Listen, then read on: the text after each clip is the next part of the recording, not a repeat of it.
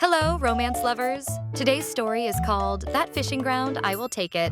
The interesting and exciting story of the main character truly begins in a beautiful Snow White castle, around which birds sing and servants walk, because this mansion belongs to the Duchy of Labienus. And the protagonist herself has a unique hair color, more like the sky. And she also waves her arms cutely, because lying in bed, she sees in front of her the person who kindly asks her if she is hungry. This person turned out to be a caring maid with white hair and a black and white uniform, who took the baby in her arms and delightedly told her that she did not like to cry even at such a young age, which only made her happy. After some time, the little and hungry heroine sucked milk from a bottle that the maid was holding in her hands and continued to talk to her, saying that she must have been very hungry the whole time because she drank all the milk very quickly. And the kind maid, who not only has snow-white, shiny hair, but also a modest smile with a beautiful appearance, told the blue-haired baby not to hurry anymore, already calling her mistress because she was born into an aristocratic family. And the protagonist herself does not scream or cry, not because she is an obedient child, but because now, when she looks at the maid with her violet eyes, she already realizes that she has been reborn for the third time. And now, understanding everything around her, she is only upset that at such an age she cannot eat rice. And now the little girl looked at her sweet nanny, who admired her with her burgundy eyes and asked her when she would be given a name, which made the heroine wonder why her parents hadn't given her a name yet. As the unnamed girl recalled her story, she also recalled her first father, the one with glasses and a suit, who turned his back on her and was a terrible father who raised her only because her mother got pregnant with her and her life ended in an accident. In her head, there still remained the silhouette of her father in a suit, who stood in the void and seemed to be nothing to her, because, being rich, he did not want children, and therefore he never loved the unwanted child, that is, the heroine.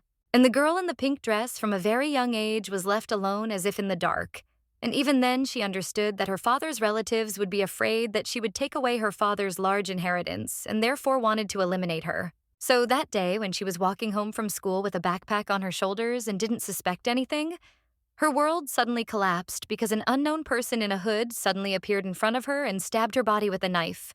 And the murder was ordered by her father's relatives due to fears of not inheriting wealth. The girl was left completely alone on the cold asphalt, with blood pouring out under her body, and she gradually lost consciousness, realizing that no one would help her anymore, and that this was how her short, unhappy life would end.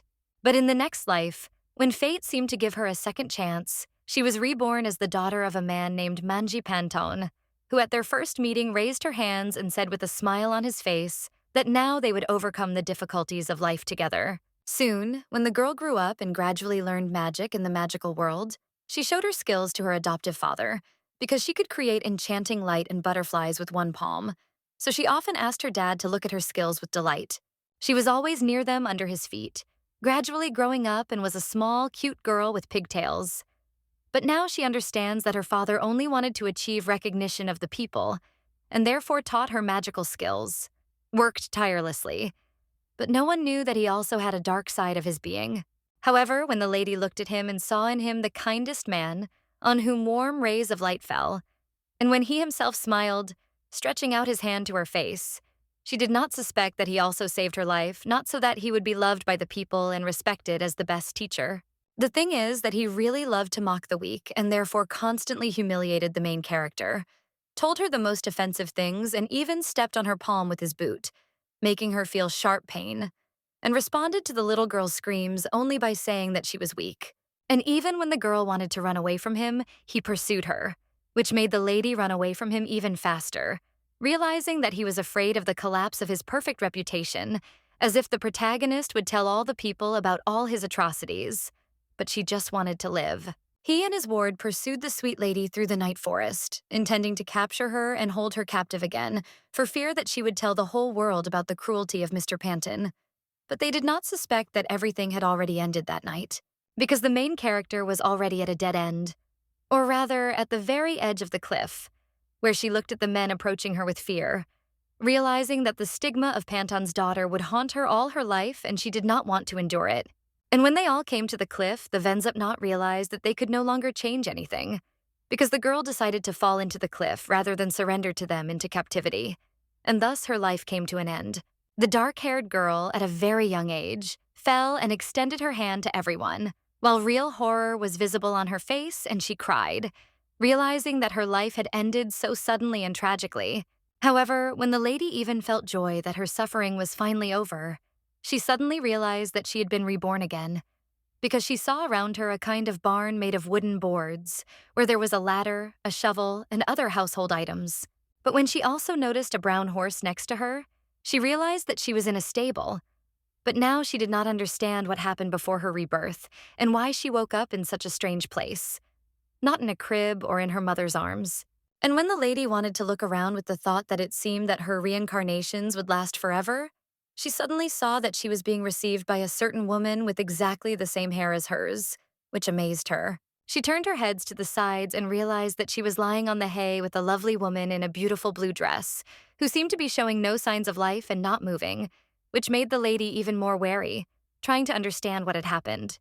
However, when she tried to find answers to all her questions, she realized with curiosity that someone unknown had entered the barn, who was approaching her and had a dark hood on his head, which made the heroine begin to be wary. And this person turned out to be a man with blue and very long hair, a pretty face with a pale complexion. But when he noticed the woman with the protagonist, he was clearly devastated and upset, because he saw a terrible picture for himself. The girl looked at him with her violet eyes and already understood that it seemed like this was her third father. But now she couldn't understand what had happened and why he was looking at her so strangely. Seeing only sadness, despair, and devastation on the face of her executed father, the baby remembered all her past lives and fathers, realizing that she was unlucky for the third time, because she turned out to be the unloved child in the family.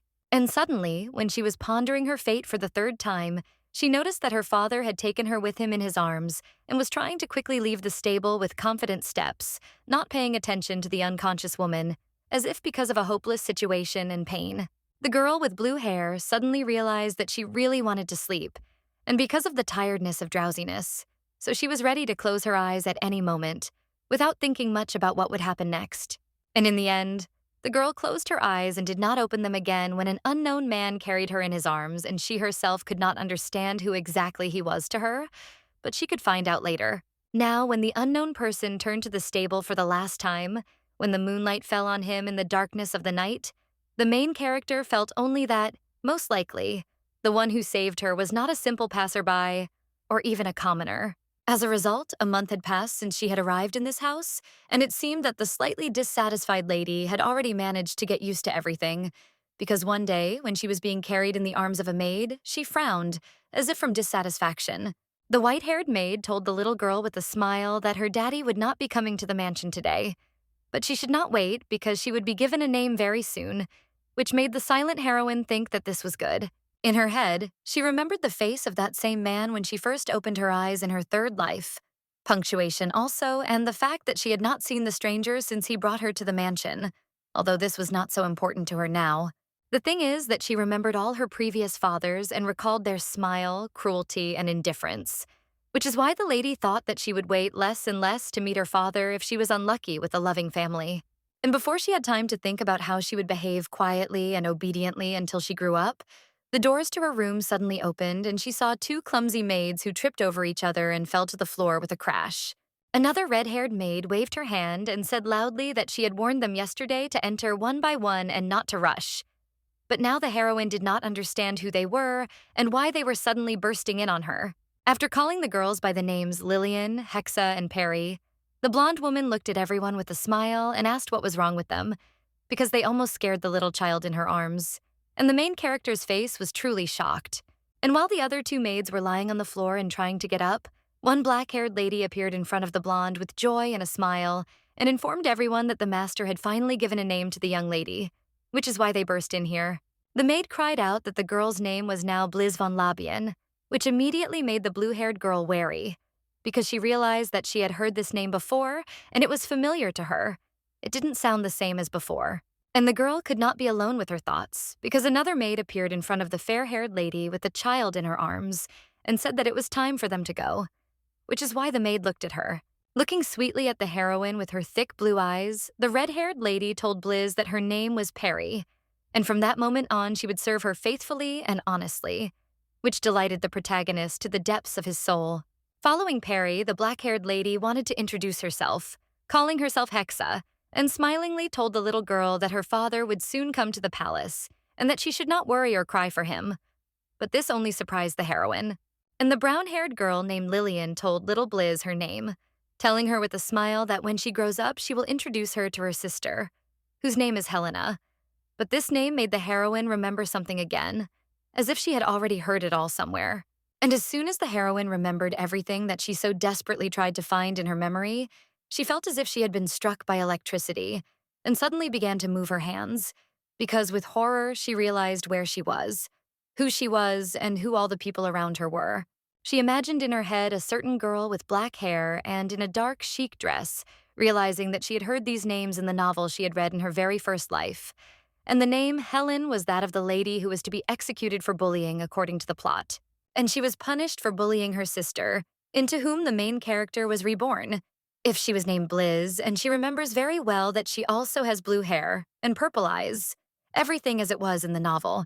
Understanding all this, and also feeling that her life would be doomed to eternal suffering, the heroine could not bear it and cried in front of everyone, which is why the fair-haired maid named Radietta asked the little girl what was wrong, and not suspecting what Madame was feeling. She imagined in her mind a large flag of her own Labian family surrounded by bloody darkness, recalling that in the novel, her family were the villains who all died at the hands of the protagonist, thus creating a happy ending to the story. As soon as the girl realized that her life was once again doomed to suffering and death, she screamed so loudly that Radietta jumped up with her in her arms, not understanding why the baby began to cry immediately after meeting the girls. Blizz screamed so hard and cried so loudly that it could be heard not only throughout the palace, but also on her face, because the girl understood that if God exists, he definitely hates her, sending her such terrible fates with suffering and lives in which she simply wanted to die. However, time passed, and the next day came rather quickly, causing the protagonist of the story to watch the dazzling morning light in the window, which only decorated the light curtains, walls, and white interior. And the girl herself lay in a cute little bed and looked at the ceiling, being very close to the window, which allowed her to remain in the early rays of the sun and warmth, thinking about how best to act if she knew all the events in advance, because of which she seemed to have the key to the future. Sometimes Radietta would come to her, looking at the young beauty with a smile and rejoicing that she was feeling better, because she would grow up to be a strong and healthy girl, who would then be admired by everyone around her as a noble lady. Touching her pink cheek, which made the heroine embarrassed and sometimes cry even more, Radietta spoke to the baby, telling her that she was a sweet lady and should not be happy, and also calmed her down, assuring her that her dad would soon come home. However, when the little palm of the main character barely noticeably squeezed Radietta's big finger, the girl suddenly froze because of such a cute moment, because Blizz always touched her, and her charming behavior only makes others be kinder to her. And the main character herself smiled at this so sincerely and purely that it surprised Radietta for the second time, who could not remove her finger, because the little girl began to play with it and complain to it like a toy. Because of this, Radietta suddenly remembered that very day when she appeared in a dark office decorated with gold ornaments, and there told one influential gentleman that she still had not given her daughter a name. And the long-haired gentleman sat calmly at his desk and asked the head maid why she was asking about this, as if it was too suspicious for him. Radietta, in turn, imagined the late mother of the main character with the baby behind her, telling the aristocrat that the name Blizz means blessing, and that she is also from the Labian family, which is why she is worried about the owner of the estate accepting the girl. In response, the long-haired gentleman simply lowered his head and angrily told the maid that it seemed he had already warned her that he did not want to hear anything about this child and did not want to see her in front of him. The white-haired lady only closed her eyes in front of him, listening to the aristocrat's discontent and words about how, even from the first day they met, she did not leave him alone and constantly proved something to him.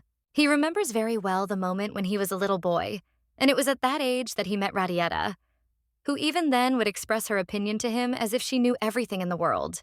And now the white-haired lady stands in front of the gentleman and tells him that if unwanted rumors about him and the child start to spread, it will be very bad.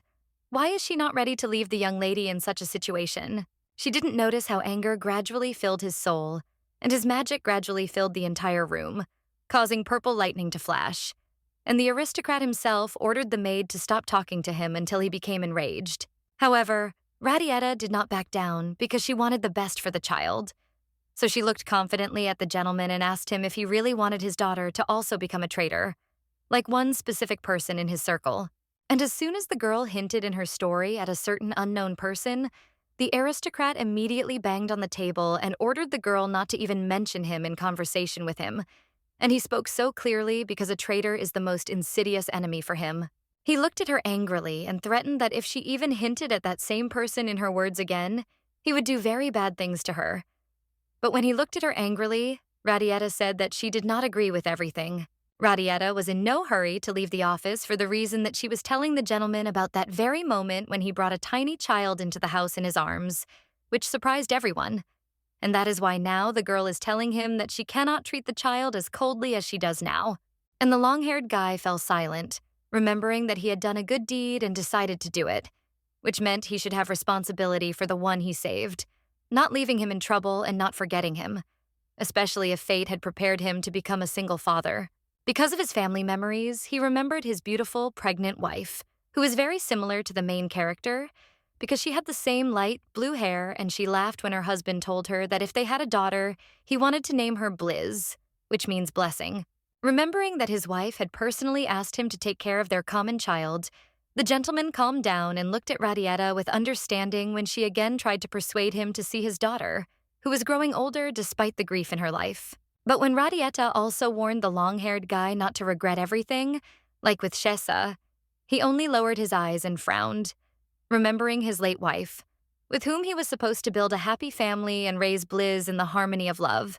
And while the gentleman was deciding to at least appear before the main character, the protagonist herself recalled the plot of the novel she had found herself in, and the first thing she remembered was the red-haired girl who is the central character in the plot.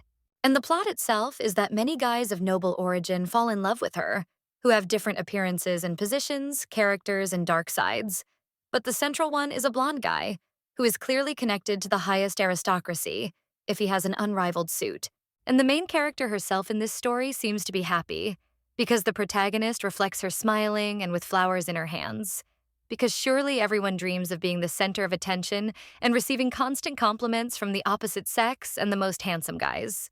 This is exactly the kind of story the main character read before going to bed in her very first life, which also brought a smile to her face, because she imagined herself in a fairy tale world where there is love, beautiful characters and kingdoms, and not modern boredom.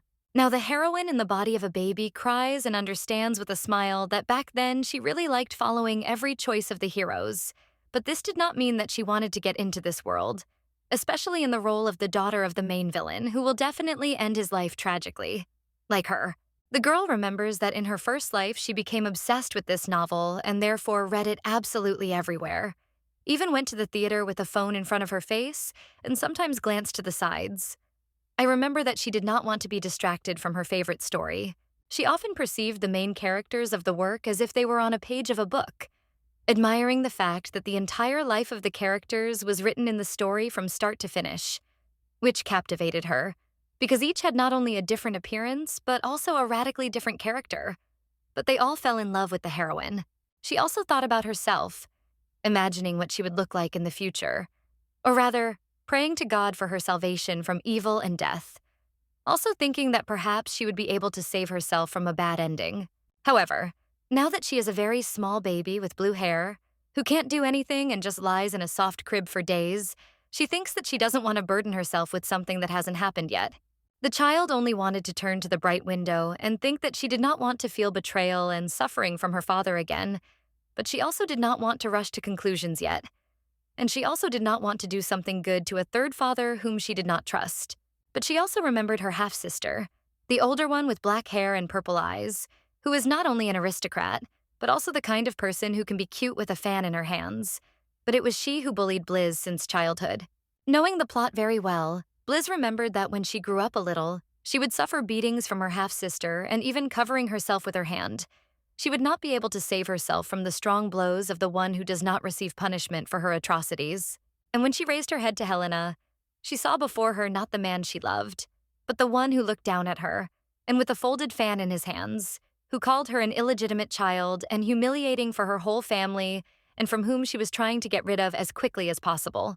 There was even a moment when Helena leaned over to her and whispered in her ear that she should remember perfectly well that she didn't have a younger sister and didn't even consider Blease to be her relative, which she said with a smile.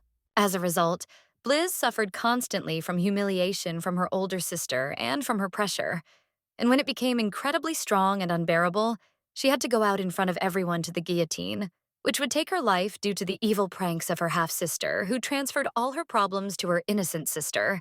Because of this, the little girl in the baby's body clenched her hands into fists and frowned, thinking that her family would be more trouble than herself, and so she was already making an effort to run away from here as quickly as possible, even though she couldn't even speak. And just as she was beginning to come up with a plan that she would save up a huge sum of money in the future in order to move out of here, a maid immediately appeared in her room who came to visit the young lady. Seeing the cute girl in the crib, Radietta clapped her hands and looked at her with a smile, saying that even today the little lady was full of energy and therefore moving her legs. And in response, the protagonist only joyfully shouted something unintelligible, trying to actually pronounce the maid's name. And while Radietta was picking up a little girl with blue hair and talking to her, but at that time the protagonist herself was thinking that this maid was the most beautiful among the other servants, and she also suspected that she was her personal servant. However, when Radietta began to talk about the main character's mother, holding the child in front of her, the heroine began to listen to her beautifully and attentively, because the red-eyed lady told with a smile, as if to say that her mother was just as quiet in life. The girl also glanced to the sides and sometimes noticed other maids, Perry, Hexa, and Lillian, who were watching her from the side and asked Radietta to stop being constantly near the young lady. But the protagonist herself was surprised that they did not think at all about the fact that she was an illegitimate child. Because of her thoughts, Blizz glanced at Radietta, who at that time offered the heroine something to eat with a smile. And she also thought that it seemed that all the maids were calm precisely because the smiling and caring head maid was constantly next to her. They walked around the room together and talked about a variety of things. And Radietta even suggested that Blizz take a walk outside. And in response, the little girl cooed, hinting that she really wanted it, and therefore the servant could not refuse the young mistress. After some time, Radietta, with the protagonist in her arms and accompanied by 3 servants' assistants who did not lag behind her. At this time, the protagonist herself was enjoying the warm air in the street, admiring the vast garden and well-groomed bushes with trees. White-haired Radietta also looked at the beautiful view and enjoyed nature, telling the baby that she would really like to introduce her to the Labian family. But it seems that this will not happen soon, because her father is not too willing to accept her. And when the lady with red eyes said with a smile that it was a great honor for her to serve in this duchy, Blizz was not surprised by this either, looking at her with an imperturbable face and thinking that this did not surprise her at all.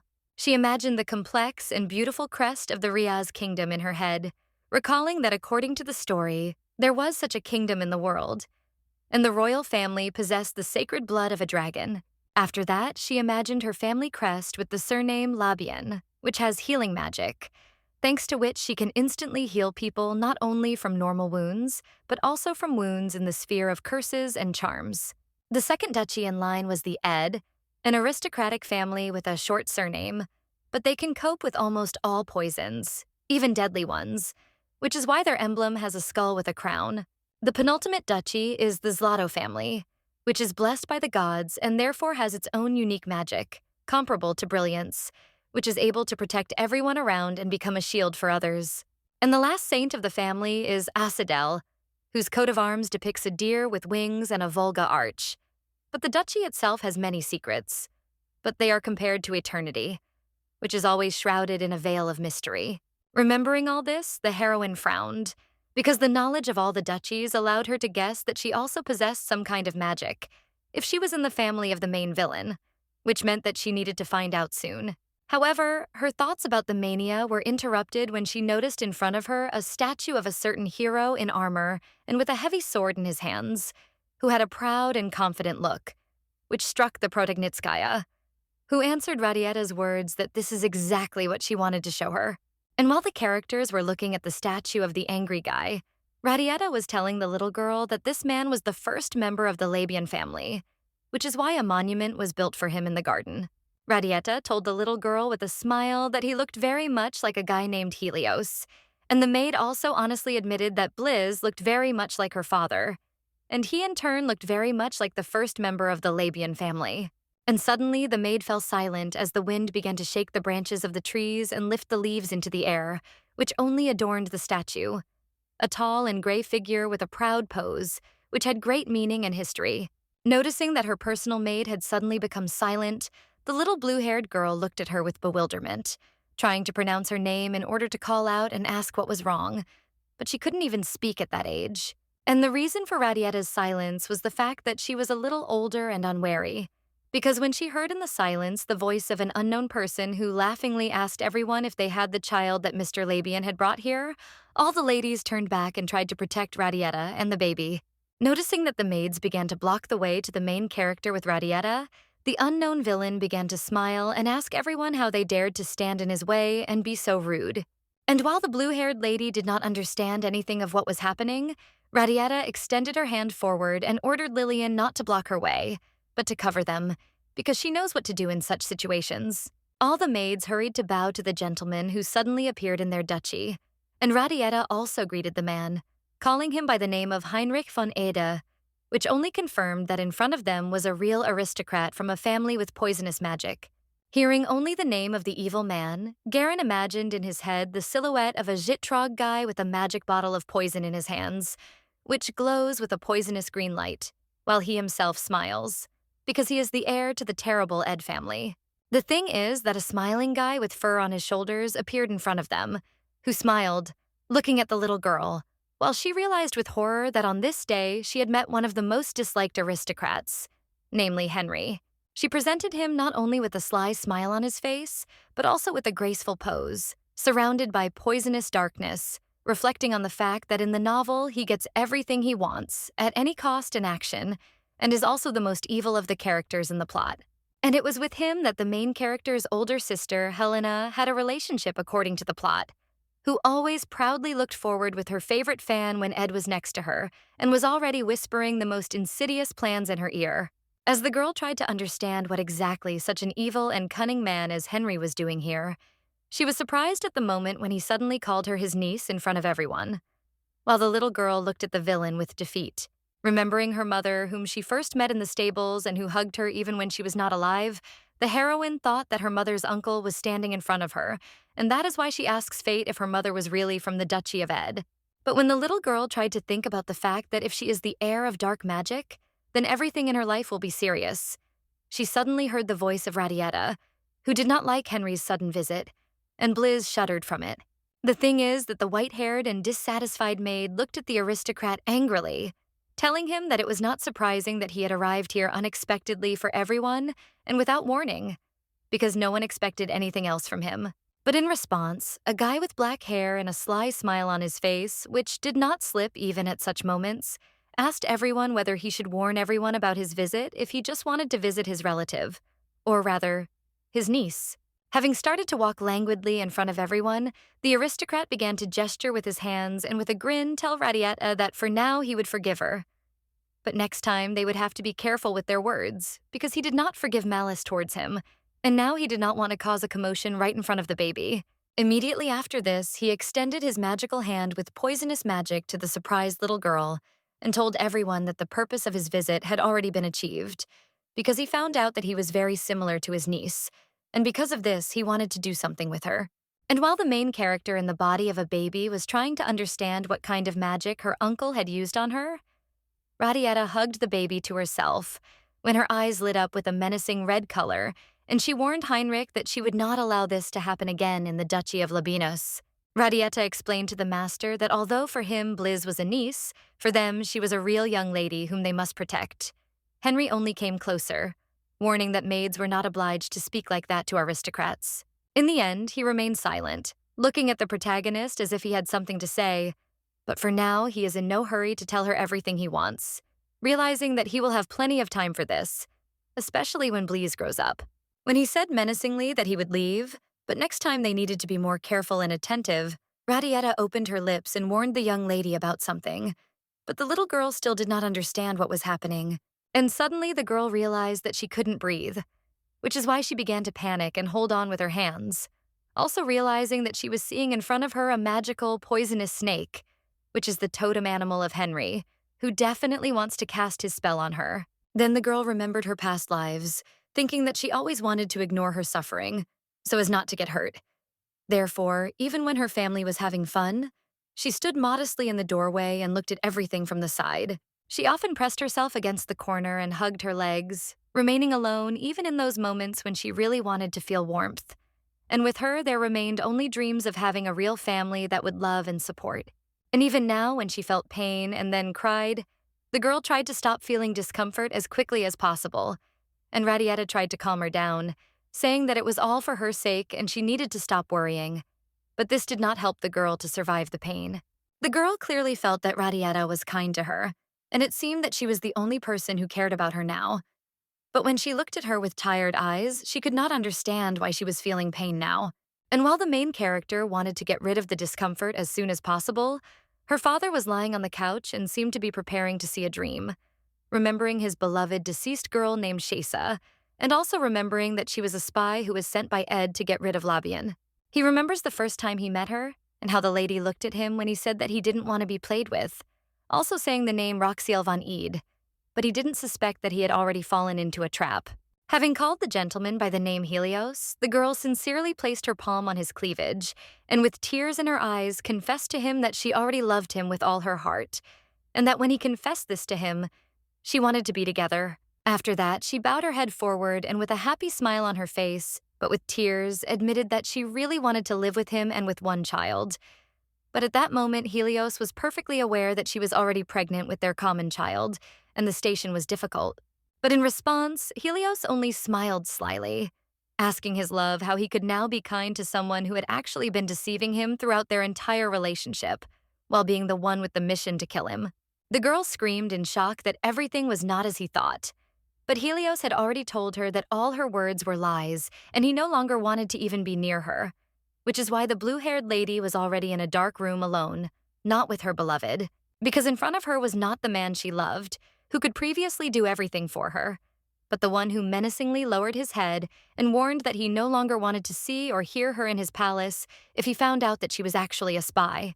As a result, several months had passed since Helios had broken up with Shesa, and one day the aristocrat abruptly slammed his papers on the table, shocked to realize that traces of his former lover had suddenly disappeared, which alarmed him. He himself got up from the table and with shock on his face, realizing that he had not heard or read any more information about Shesa. And even Ed himself also said that he did not know where the girl was, which sounds very scary, because she was pregnant with his child. In his head, he remembered his former beloved girl, who in fact turned out to be only the one who seemed to be playing a role. But for Helios, who was already riding a horse into the forest, wanting to find Shesa, the most terrible thing was to see her dead and with a child in her belly. Thus, he found himself in front of a strange wooden barn, which he looked at thanks to the moonlight. And in his head, he was already hoping that everything would be fine, because even if his beloved woman turned out to be a traitor, he did not wish bad things for her and her child. And as soon as he opened the stable gate, he realized with shock on his face that all his prayers were in vain, because the picture he saw turned out to be even more terrible and scary than he expected. After all, the person whom he had sincerely loved and wanted to give him all the best earlier, but whom he himself had also abandoned because of a painful betrayal, lay in the hay and no longer showed signs of life, being in a beautiful dress. And when he tried to touch her, he felt Ed's poisonous magic with his hand, which is why he immediately guessed that his relative was involved in the death of his beloved woman, albeit a traitor, because of whom his daughter was left without a mother. He sat in front of her in a modest cape, thinking about the fact that she could not kill herself, which means Ed killed her and he does not yet suspect how exactly the lady died and how everything happened, which makes him afraid more and more and feel pain in his heart. Helios remembered how Shesa cried in front of him, as if she felt that she was doomed to death and misfortune. But now the aristocrat himself was trying not to cry, realizing that it was all his fault and that it was he who made her cry. Being in the dark of the marais, in which it was possible to see a shovel on the wall, a bucket and various accessories only thanks to the moonlight, Helios realized that if he had not driven her out of the palace then, she would not have died such a tragic death. And when he noticed a baby in the arms of a dead woman, he remembered that very moment in life, where he happily stood in front of his owl wife, his long hair fluttering in the wind, and he himself promised the pregnant girl that he would take care of his daughter and name her Blizz. However, he suddenly woke up from a terrible nightmare and immediately got up from the sofa where he had fallen asleep, realizing that he had just dreamed everything, and all the events of his past haunted him even when he was trying to rest and sleep. Helios frowned and said to himself angrily that now he had no need to cry and regret anything, because Shesa had already died and he was well aware of this, so he did not want to cry, even though the pain in his soul had not subsided yet. However, Radietta asked him just in time, and the gentleman looked at her, while the maid shouted his name with such an intonation as if she was about to tell him something terrible and important, something that could not be postponed. In response, the long-haired aristocrat only sighed and lowered his head, closing his eyes and telling the maid that he repented. He told her that he did not want to hear anything from her, but Radietta interrupted him again, saying that now she would tell him something extraordinary. And when Radietta confessed to the master that Lady Blizz, her daughter, had been poisoned, he hurried to jump up from his seat and run to her, even though it was deep night outside and a large moon was shining in the sky, which illuminated the large palace of the Duchy of Labienus. Even after some time, when the gentleman began to visit his daughter almost every day, despite his deteriorating health, he came to her crib while Radietta was behind him and told her that he knew for sure that Heinrich had done something to the baby after her appearance. She confessed to the gentleman that in such a situation it was dangerous to do nothing.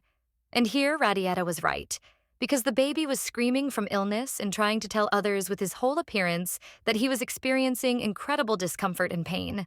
And looking at his daughter, the long-haired gentleman with a stern look understood that Heinrich had previously used Shesa as a pawn to carry out his plans, and now he had gotten to her daughter, using everyone around him only for his desires.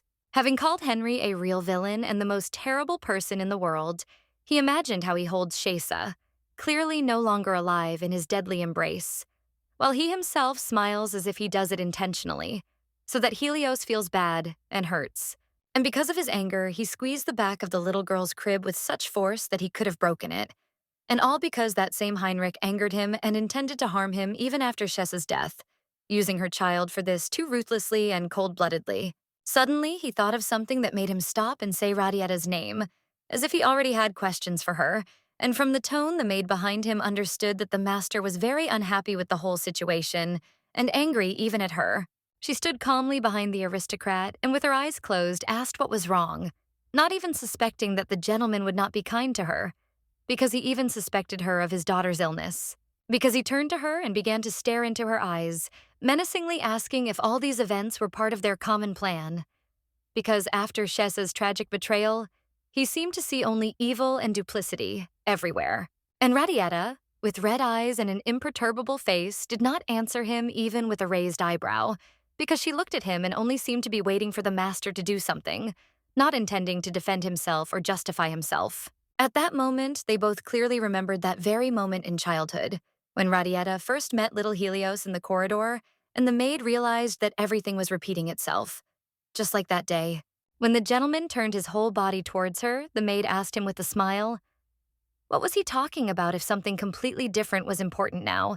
And she also asked him in response if he was going to save his daughter, who was clearly poisoned. When the lady with red eyes also asked the man if he thought he could handle everything alone, Helios asked her if she had any suggestions, if she was talking about it. And to this, Radietta said with a sincere smile that she knew one way to solve the problem. But when the lady told Helios that all he needed to do was bring back some real dragon blood, Helios looked at her with stunned, completely skinned eyes, realizing that according to the maid's words, he needed to go to the royal family and get the blood from one of its members. At that moment, Helios imagined the imperial crown in the dark, but sparkling with different colors, recalling that it was the ruler of Riaz who had the nickname Dragon, because he was so strong and powerful that no one could compare with him. And immediately after that, he imagined a golden cup filled with magical imperial blood, thinking that, according to rumors, it has powers and abilities that are incomparable to human ones, and therefore greedy people often try to get it. While he was looking at the window and thinking that he could lose his life trying to get the blood that was precious to everyone, he asked the maid if she really thought that the liquid could save her daughter's life, to which Radietta replied that it was true. Then he waved his hand next to his cloak, forcing his magic to fasten the clothes with the thoughts that despite even such difficulties, he would fulfill the promise he made to Shesa and protect his daughter even at the cost of his life. He still remembers how sweetly he spent time with her in the garden, when they both made wreaths and decorated their crowns with them. And he also remembers the laughter of his beloved girl when she saw the usually stern Helios in a sweet image, silent and usually not tactile. And shouting to Radietta that he was going to the imperial palace right now, Helios held his cloak with one hand and kept in his head the words that he would protect everything that his beloved woman had left on this earth. After some time, Helios arrived at the luxurious imperial palace in the dead of night, when the stars were visible in the sky and there were no morning rays yet. When all the windows in the castle were not lit and everyone in it was enjoying sleep, Helios held his hidden cloak with one hand and walked along the empty white corridor with a perfectly clean floor, thinking about the fact that the emperor should be in his office, despite the fact that it was very late and that was exactly where he was heading. He clenched his fist with determination and anger and thought that now he could do nothing but obtain the imperial blood that he and his daughter needed, because he needed to preserve the Shessa bloodline at any cost. However, he suddenly heard a mocking voice behind him, which said that he was very glad to see the Duke Labienus he needed here, which caused Helios to immediately open his eyes wider in shock, because he did not expect to meet anyone here at all. Turning around, she noticed at the end of the corridor a small boy with blonde hair who did not plan to leave, and only with a smirk on his face told Helios that he should not be here. And in front of him, Helios saw a white-haired boy with blue eyes who smiled at him and asked if he had really come here for the dragon's blood, while the Duke realized that he was seeing in front of him the little third prince of the empire named Eldian.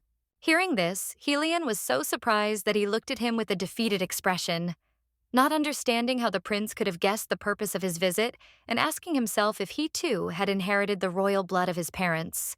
And in appearance, the blonde man in front of him was so sweet and charming that it seemed he did not understand much at his age. But as it turned out, he was already thinking with cunning and intelligence better than some aristocrats. But Helios understood that he needed to be calm and therefore looked at him with exactly this emotion, honestly admitting to the prince that if he knew what he needed, he hoped that he could give him the dragon's blood. But he also specified what the boy wanted in return. However, the white-haired Eldian did not directly answer his guest, but only said that he really liked his fatherly love and intelligence, thanks to which he would be able to easily interact with him, and therefore he offered him to follow him for everything necessary. And while the father of the main character was already following the prince in order to get the most necessary and reliable medicine for his daughter in the form of royal blood, in his house, the Duchy of Labienus, a large palace with 3 or more floors, it was quiet, but one girl still did not sleep. The fact is that when Mr. Helios stood in front of the doors, preparing to leave the palace and head towards the emperor's palace, he did not suspect that he was being watched by his daughter, who did not understand where her father was heading at such a late hour, which aroused great curiosity in her. Helena, a little girl who had a red bow on her head and a cute pink dress, ran along the corridor and hoped to find her dad in the other rooms, because she knows that he usually always spends time here. So she ran into one of the rooms to check on it. And with her little hands, she opened one of the doors, noticed a dark room in which it was quiet, but there was one little person who is actually Helena's younger sister and her half-relative. The thing is that she saw with her own eyes a very young, fair-haired girl who was breathing heavily and seemed to be crying alone in her crib, because in fact she had been poisoned. But Helena was first surprised by the baby herself. She immediately ran closer to the crib and asked Blizz if she was feeling ill, because she clearly noticed the redness on her face and how hard it was for her to breathe. So she guessed for sure that the baby was sick with something, and very badly. Out of despair and understanding that due to her age she would not be able to help the girl, she handed over her hands to Ware and said that if she could use her personal magical power, the Labian spell, she would have healed the girl the first time. But due to her inability to create healing magic, Helena cannot relieve Blizz from pain. But she still did not leave the baby, but stayed next to her even though she could not help her, because she honestly told her that being sick alone is very bad and sad. And because of this, she promises her that she will be there. She can provide support. And when she asked the little girl not to cry and not to be so sad, suddenly Helena looked at her with delight and smiled, asking the protagonist if she wanted to hear an interesting song performed by her personally. But when she was already demonstrating her singing talents to her younger sister and telling her that she would not leave her and would always be there, begging her not to cry, she suddenly turned to the door, because she heard strange sounds in the corridor, thanks to which she realized that someone was coming here. Helena heard perfectly well that the sounds were approaching her and were only getting louder, but she was so confused that she was still nearby. Near the crib, she understood that she had nowhere to run, and if they saw her here, they would probably scold or yell at her. Odank in time, she noticed in the large and dark room a huge closet with several doors, to which she turned, realizing that she could use it and hide while there was still time and opportunity to do this and remain unnoticed by adults. And as soon as she hid in the huge furniture between the large dresses, she closed her mouth in shock because she heard her father's voice, who was clearly talking to someone and thanking someone for their services, also saying that he understood everything. But the little girl did not understand what he was talking about. And when the lady was afraid at some point of being noticed, her fears were calmed, because thanks to the crack in the door, she was able to notice that no one wanted to enter her room, but simply walked past, continuing to say what the girl could no longer make out.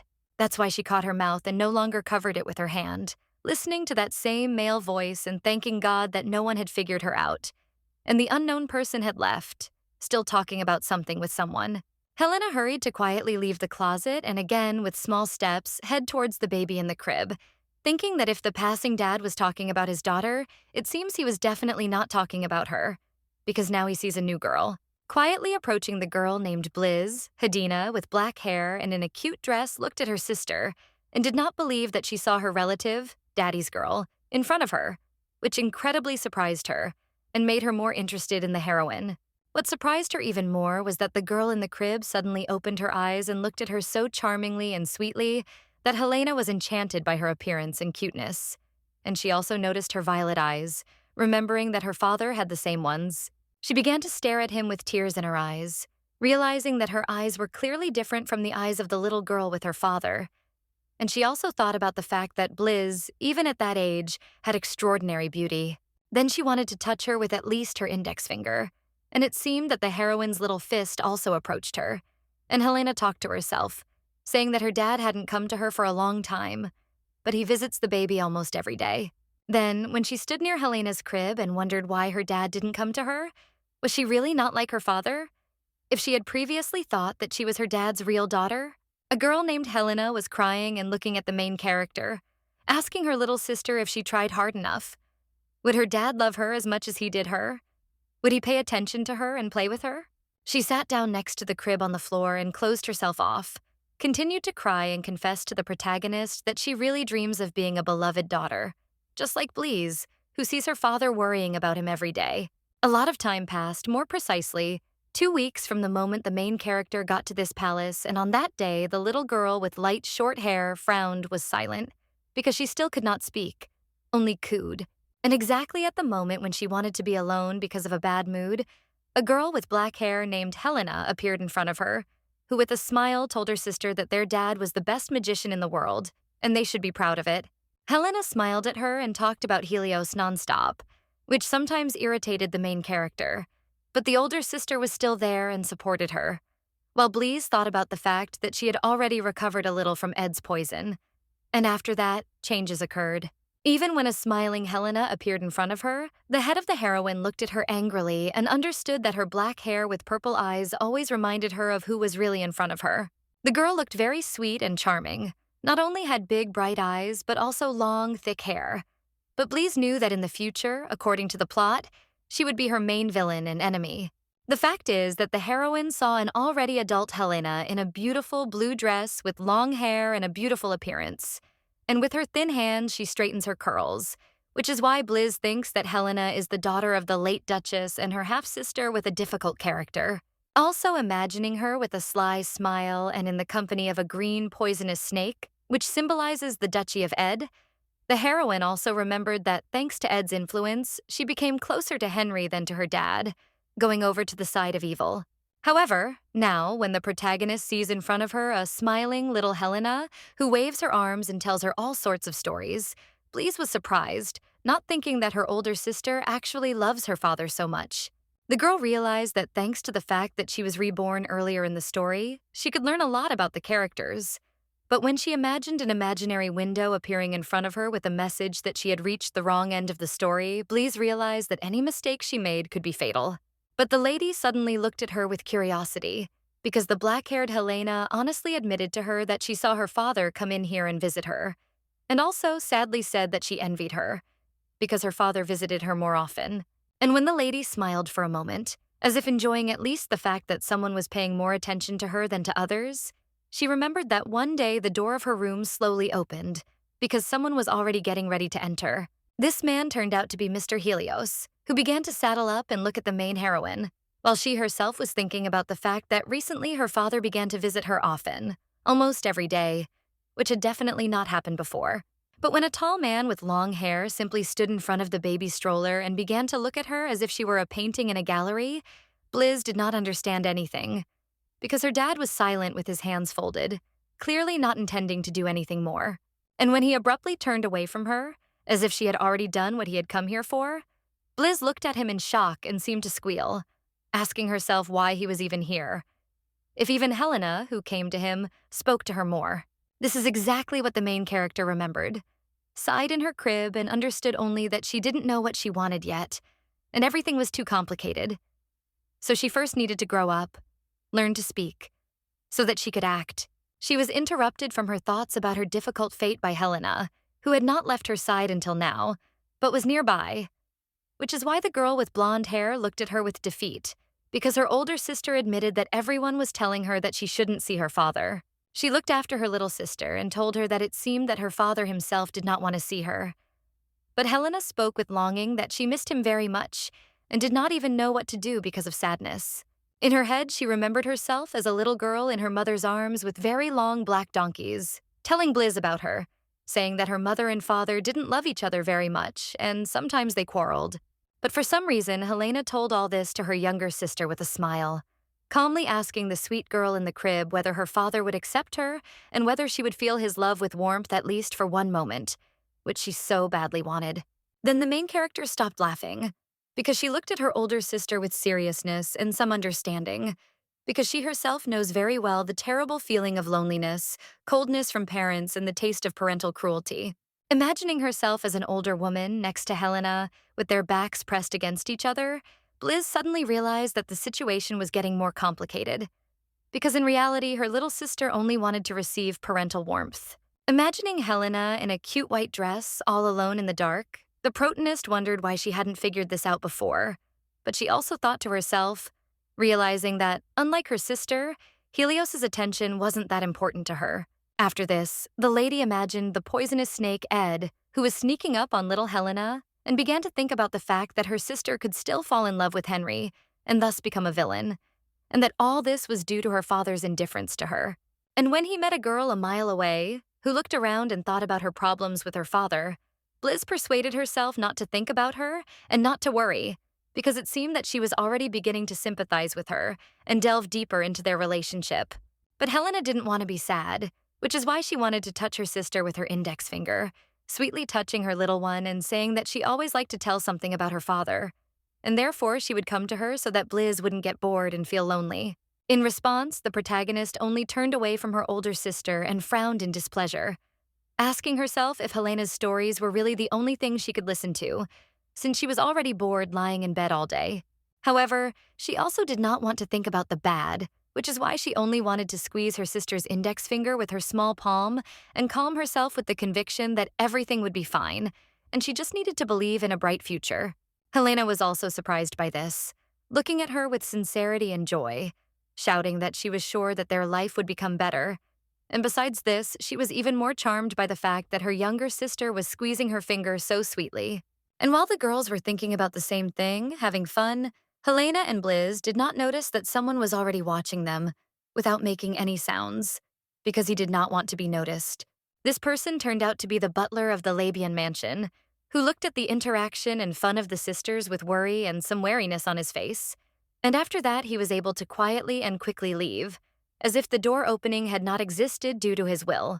And while Hedina spent time with the baby, Helios was solving problems.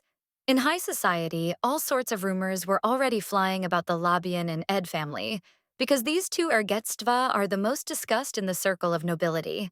One of the noble women was in the luxurious prom hall and was telling everyone the hottest rumors with strong hand gestures.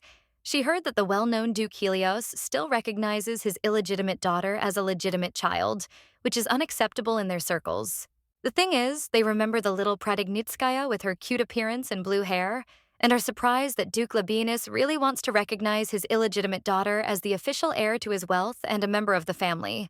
But Blizz was not the only one who was constantly discussed by the aristos, because one of the nobles in expensive shoes and a dark suit decided to talk to the others about the alleged death of the second crown prince of the empire, who seemed to have recently passed away. But how and whether this is true, no one knows. They all imagined in their heads the bloody imperial crown, because it is not only a symbol of beauty and majesty, but also of power and cruelty, realizing that now out of the 6 contenders for the most important throne, only 4 remained. And while the aristocracy was also talking about who could become the next emperor in the world, one of the candidates for this role was being beaten by his opponent, who was causing him to fall to the floor and scream that it hurt. His offender stood behind him and laughed loudly, still not lowering his hand with which he had pushed his loved one, telling him with a grin on his face that he was so pathetic that it was even disgusting to look at him. It turned out to be the first prince of the empire named Risol, because he mocked his younger brother, Eldian, and said that he was a real insect that had to crawl under someone's feet all his life, afraid of being crushed by someone larger and stronger. But what was Risol's surprise when his younger brother, instead of admitting defeat and crying from fear, raised his head and smiled at him, admitting that he felt no pain at all, because he hit very weakly.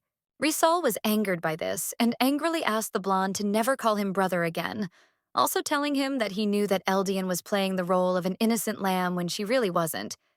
But this only made the guy laugh and ask his opponent what he meant, as if he didn't understand anything. They were both in the corridor, and Risol, angry at his brother, shouted at Eldian to stop talking, because he himself understood perfectly well that his father was paying too much attention to him, and he also wanted to threaten him with reprisals again if he tried to do something against him. But when Eldian wanted to say that he didn't even want to offend him, Risol couldn't stand it and grabbed his younger brother by the collar, ordering him to shut his mouth and lifting him closer to himself with bad intentions.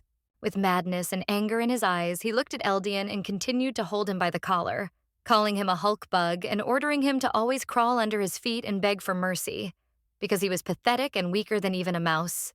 And only after that, he threw Eldian to the floor and ordered him to get out of his sight, which is why the fair-haired guy immediately ducked down, tried to protect his body with his hands from the blows, while he himself screamed in pain. Stamping his feet, Risol left without even turning around, as if his younger brother was completely indifferent to him and only saw him as an enemy who could take his imperial throne, while Eldian rose from the floor and watched his brother leave. However, the white-haired boy looked at him not with sadness or anger, but with a smile on his face, watching him, thinking about the fact that his older brother really turned out to be hot-tempered. But even he could not stop his plans to get what he does, namely, power. But he had to turn around because a new figure appeared behind him, who stopped behind him and said that his older brother Risol was really very bad.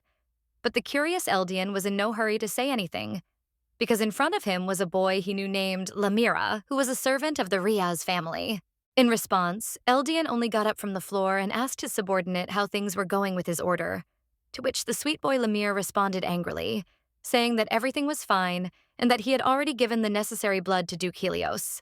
As soon as the boy heard this, he immediately smiled sweetly and raised his hand to his face, telling his subordinate that this was very good. And before that, no one even noticed that he was slightly surprised by such news, as if it had fascinated him. It seemed that Lamir was still dissatisfied with all the affairs of his little master, so he stood in front of the white-haired aristocrat, telling him that it was better not to trust Helios and not to deal with him, because he was a very unreliable person. But Eldian did not listen to him. In response, Eldian laughed and said that nothing could be done about it, and that he had to cooperate with Helios. But in fact, he had thought everything through in advance down to the smallest detail, because he needed Helios in order to obtain a certain magical sword of red color and with unique patterns. And he can get the sword only thanks to that same long-haired gentleman with an angry look and no less strict intentions, who for everyone is an unfriendly but strong Eretzote with his own principles. The fact is that days earlier, the Crown Prince personally visited the main character in the palace of Duke Labienus, where he was already standing in her room next to the protagonist's bed, when deep night was visible outside the window, and Helios stood next to him, carefully watching every action of the little prince. The guy was standing in front of the crib for a reason because he was holding his hand on it, or rather his index finger, from which one drop of his sacred blood could fall at any moment, which would be enough to cure the baby. And after the drop fell exactly on the center of the forehead, the red drop immediately dissolved and disappeared, which only meant that it was absorbed into the body of the poisoned Jaren. But after that, Eldian warned Helios that they would still need his dragon blood. He even told Helios, who was standing behind him, with a smile that he was willing to provide him with a large supply of blood. But then he would have to agree to a deal with him, which caused the long-haired gentleman to ask what he wanted. And then the boy with white hair, blue eyes, and a very charming appearance, smiling, turned to Helios and honestly admitted that there were two things that he wanted to receive in exchange for his sacred blood. The first thing he knows is that Eldian wants to get the magical, very strong red sword that Lord Helios owns, and he wants the prince to have it for himself forever. Only this surprised Helios so much that he looked at the little boy with defeat and shock, shouting that his magic sword was not so easy to obtain.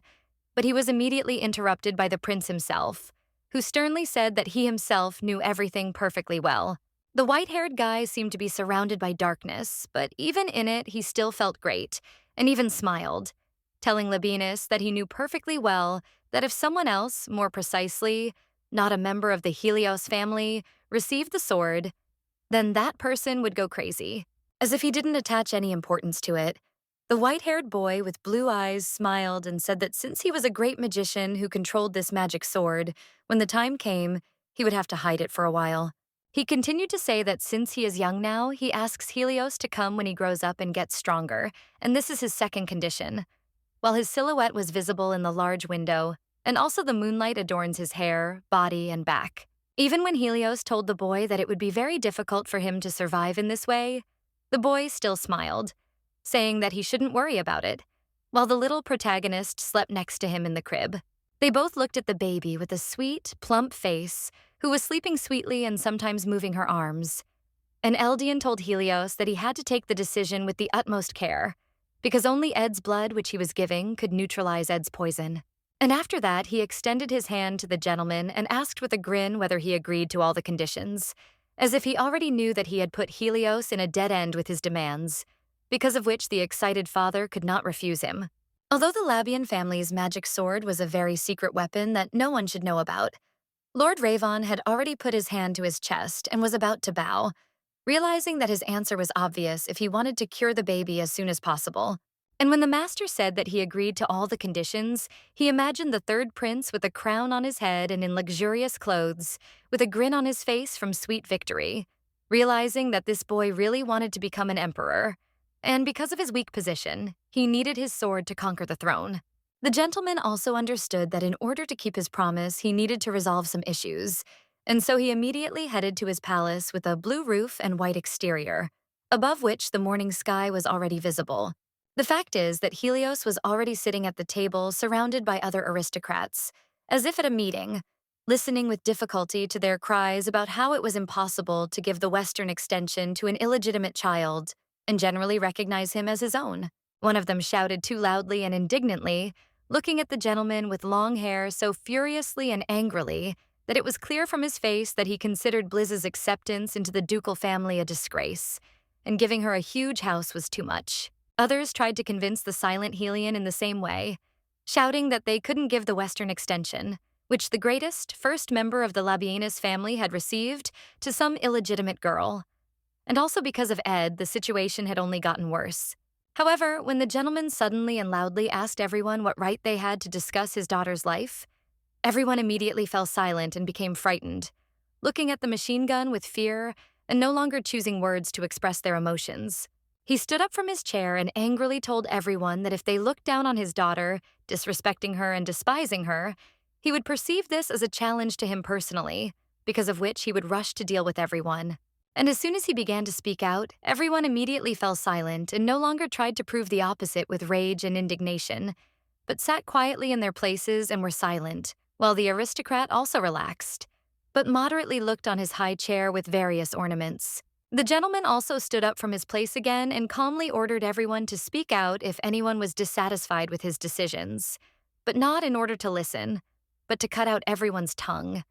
And only because of these words of Helios, everyone seemed to turn into mute statues. Already getting ready to leave, he looked at everyone with his glowing eyes and said that now his daughter's name was Bliz von Labien, and she was a full-fledged member of the family, for insulting whom he would punish everyone without hesitation. And after some time, the main character was already right in front of that very Western building that her father decided to give her, looking at the high windows and snow-white walls that looked perfect, although they were built a long time ago. The girl looked at the building with shock, as did Radietta, who was holding her in her arms, asking a guy standing next to her named Harold von Valentine if he was joking, and if this was all the personal estate of a little girl like Bleeze. The golden-haired boy responded to Radietta with a smile, telling her that all this was no joke and that Mr. Helios had indeed given the entire western extension to his daughter Bliz, although he himself sometimes laughed, as if from joy or politeness. He smiled and told Radietta and the baby that this news would soon be announced at the elders' meeting, so they shouldn't worry about anything. But it seemed that Radietta was outraged by this, asking how this was possible, speaking in a rude manner. The thing is, Radietta remembered how days earlier she had walked and visited the baby in the crib, looked at the little girl and admired her, now thinking that even though the room Bliz was in didn't look like a nursery, she was still thinking about something. And her calm was suddenly interrupted by Helios, who burst into the room, who immediately began to approach her closer, opening the door wider, and he also angrily said that he no longer wanted to endure everything, and his words greatly surprised and even frightened the maid. She was scared at that moment and thought that she would be immediately thrown out to the warehouse for some reason. But it turned out that the long-haired Helios was just looking at her and warning that they could no longer be in such an uncomfortable room, and he was offering them better conditions. Now, together with her colleague, she looked at the western side of the mansion and did not understand who would ever dare to give a newborn child an entire palace and whether Helios was truly crazy.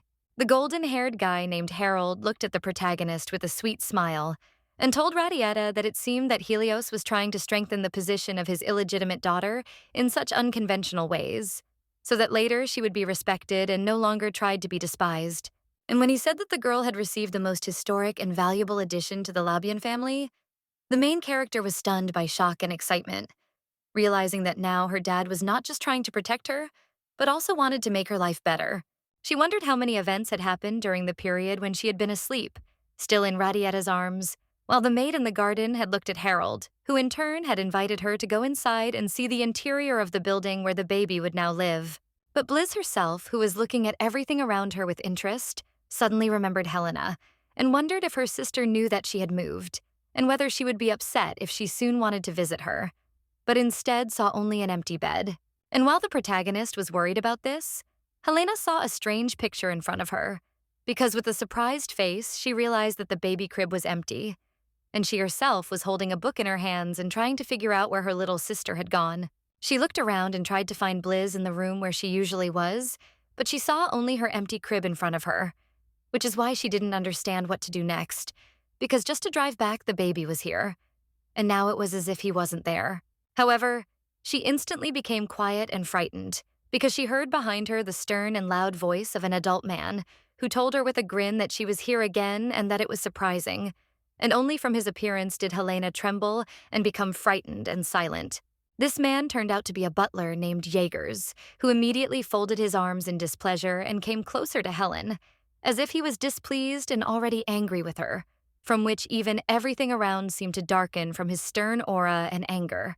Sitting down in front of her on the couch, the butler grabbed the little girl by the shoulders and asked if she remembered that he had previously ordered her not to enter here, but the frightened lady replied that she still wanted to visit her sister, because they were relatives. With madness in his eyes and a crazy smile, the man leaned towards the frightened girl and asked her if she was currently following Ed's instructions, to which Helena, out of fear, quietly replied that she was doing everything she was ordered to do, although it was clear from her that the little girl did not want to fulfill the demands of the terrible servant. Only after that he moved away from the little lady a little and calmed down, talking to her in a gentle tone and telling her that he was glad that she had not forgotten about their agreement. And he also told her that her sister had been transferred to another building, and if she wanted to visit her, they could prepare a special gift for Bliz. As soon as the butler Jaegers asked the frightened Helena if she wanted to visit her sister, the girl with tears in her eyes and a smile of hope answered that she really wanted to. But in fact, the servant had his own plan.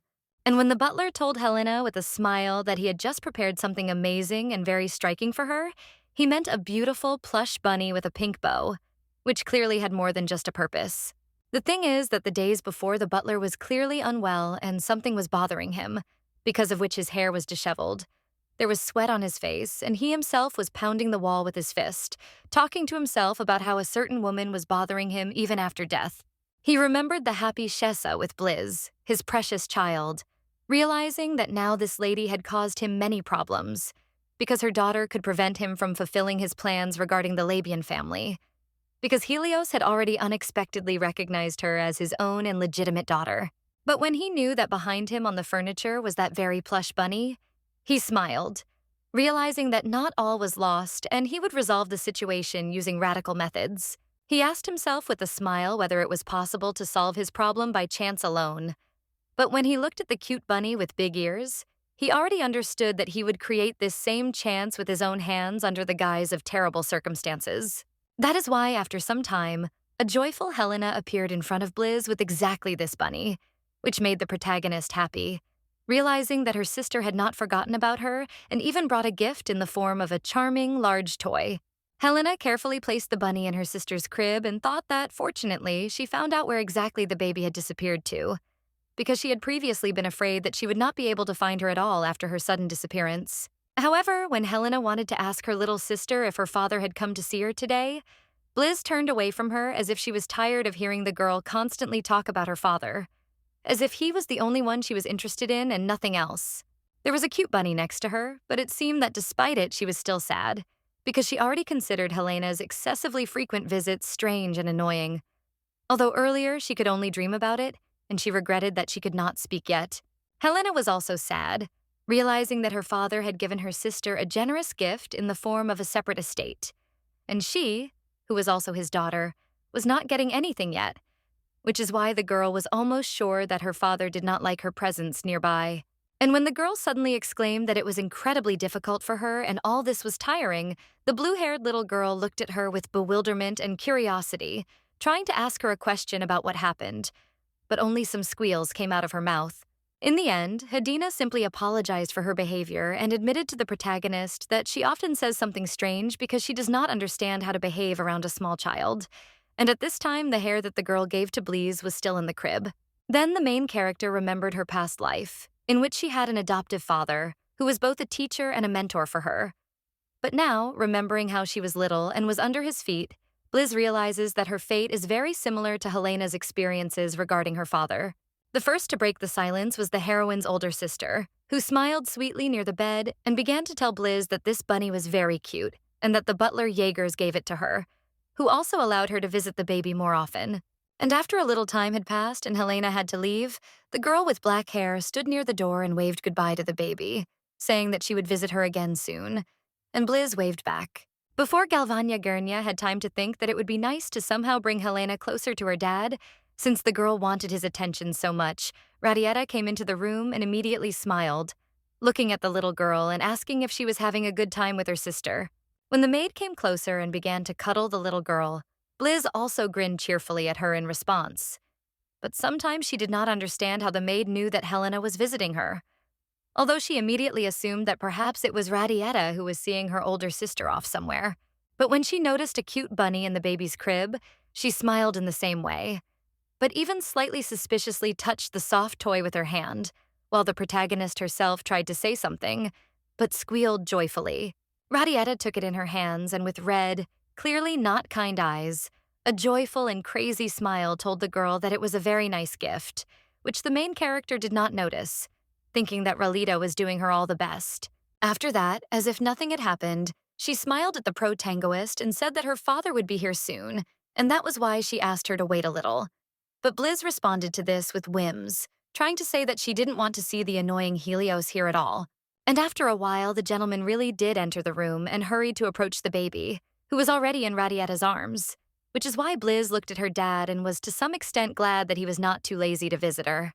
However, she still frowned and closed her eyes with anger, because she thought that it was strange to give only her the whole castle, given that now she can't even speak, and for such a small person like her, it is enough to have only a separate room. But her father does not decide so. And what surprised her even more was that Dad didn't just come into her room to check on her condition, but sat down with her on the sofa to read a book out loud together and study a variety of words. But the lady was surprised and silent. The thing is that the little fair-haired beauty was sitting on her dad's lap and didn't even look at the pink book, because in the stunned look on her face, she realized that she never thought that this would happen and that she would spend time with her dad. She listened attentively with frowning eyes to her father himself reading a children's book very intently and enthusiastically. And this was what amazed the girl, who previously could not even dream of the attention of relatives, and therefore was amazed even by the fact that such a serious and busy gentleman as Helios decided to be with her. But when the story reached the point where it was about a certain girl who was in complete despair, the gentleman suddenly closed the pink book and put it on the table, saying that it was time to rest. But even then, the lady realized that the story was somewhat familiar to her, and she fleetingly remembered Shessa. The little girl sometimes looked at everything around her with curiosity, even when her father showed her a book and other various objects, smilingly saying that when she learned to speak, she would be able to do whatever she wanted with him, because now her desires were very important to Helios. The thing is that when the little girl looked at the pink book, which contained a variety of fairy tales, she understood that this was her first gift from her father in her life, which she received, so now she feels strange and unusual. She remembered her dad's face the very first moment she met him, remembering perfectly that on his face there was regret, sadness, and disappointment at the same time, and therefore she could not even think that he could be completely different with her. But when she looked at her dad, who at that time was trying to find out from her whether Helena had come to her today, the protagonist clearly noticed Radietta standing behind them, and therefore was slightly surprised and wary. And it was not the main character who answered the gentleman's nap, but the maid herself, who smiled sweetly and said that everything was so, and Helena really did visit the baby before the aristocrat, which is why the thoughtful Helios looked at his daughter with slight surprise. Then the caring father, who this time Yuke was worried about his daughters, touched Blizz's cheek with his finger and sweetly told her that the girl was her sister, as if the heroine herself could not have guessed this before. But the girl was more surprised by the fact that her dad picked her up in his arms and said with a smile that it would be nice if he introduced them together officially, because a child like Helena is uncomfortable being around him, and this is what surprised the lady. She immediately remembered how her sad old sister sat next to her, leaning her elbows on the bed, sad because her dad did not pay attention to her. And now it turns out that Helios is also sure that the girl does not want his attention. And the baby in her father's arms, already at such a young age, was able to understand the reason for Helios's cold relationship with Helena, while the master looked at her and told the maids nearby that they should prepare a separate room for him, because he would soon leave. The protagonist, in her hopes of quickly creating a loving family, imagined in her head Helios and his sister, as if separated by an imaginary line, although in fact they both love each other. But because of the belief that they do not love each other, they did not dare to get closer and make peace. She even imagined them together as a happy family, even without their mother and without her, but smiling and happy, as if in paradise. And the lady also assumed that they would be better off without her, even if her thoughts were sometimes selfish. And after some time, when the aristocrat had already spent time with the baby and was getting ready to go somewhere, the maids followed him, and one of them, Radietta, Helios reported that he would not be in the palace for some time, which is why the maid asked if he had a meeting with the third prince. The thing is, the long-haired gentleman turned to Radietta and personally asked her to take care of Blizz in his absence, not even suspecting that in fact Radietta was not as simple and sweet as she seemed. She took the aristocrat's words as an honor, which is why she hastened to bow to Helios and tell him with a smile that she would do everything possible to ensure that his baby was safe and warm, because she would always be next to Blizz. And after that, the gentleman left and left the girls alone. The red-haired lady named Perry admitted to Radietta that she had really changed a lot, even more than she expected. But the blonde took these words in her own way. It helped that a sly smile appeared on her face, although mixed with kindness and politeness. And she also said that this child was now a valuable product for them. And then she decided to change, calming down and knowing that now everything was under her control. She turned to her partner when she glanced at the baby's crib, which had a bunny in it, asking Radietta if the toy was too suspicious and if everything would be okay. But even this did not bother the strange blonde. Because of the words about the toy, Radietta remembered the same butler who gave the bunny to Helena, thinking that it seemed like everyone was waiting for the moment when the master and head of the family would leave the mansion. And the butler himself decided to take the first step towards solving their main problem. She also remembered how she had previously picked up the toy and looked at it with crazy emotions on her face. remembering that she had previously hidden the bad energy of the toy for a while so that Helios would leave and not notice anything. But then everything would become clear. However, Radietta calmly told the doubting, red-haired Perry that she was sure that everything would be fine and that Lady Blease could handle some things herself. But the red-haired lady looked at her as if she was worried and did not fully understand what her friend was talking about.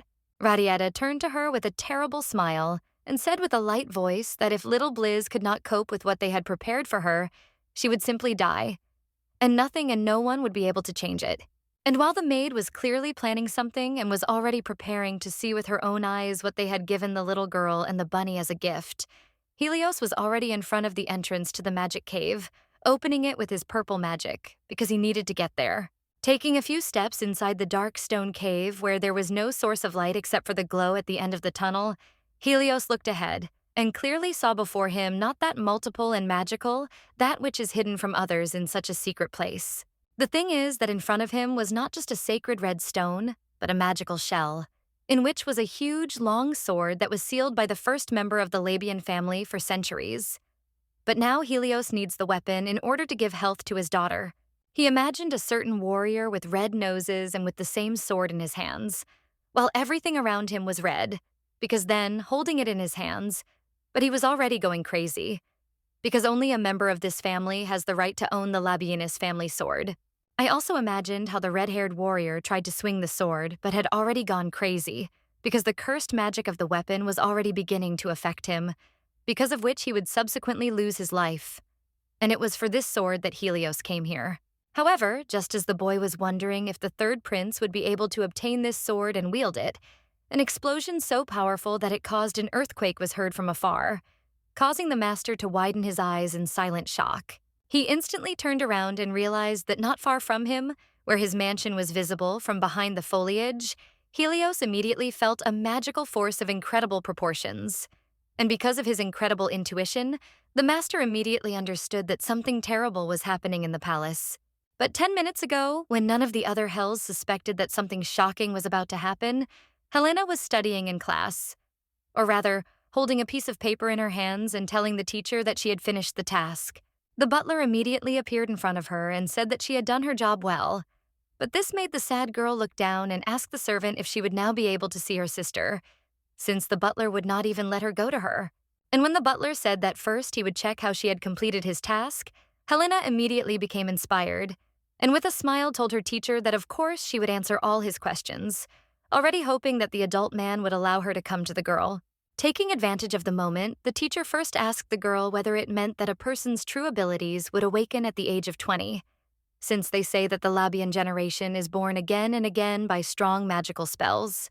Then he smiled, as if in the dark he was asking Helen if it meant that the power could be revealed intentionally even in a newborn person, as if his question had not a simple instructive character, but something dark and sinister behind it.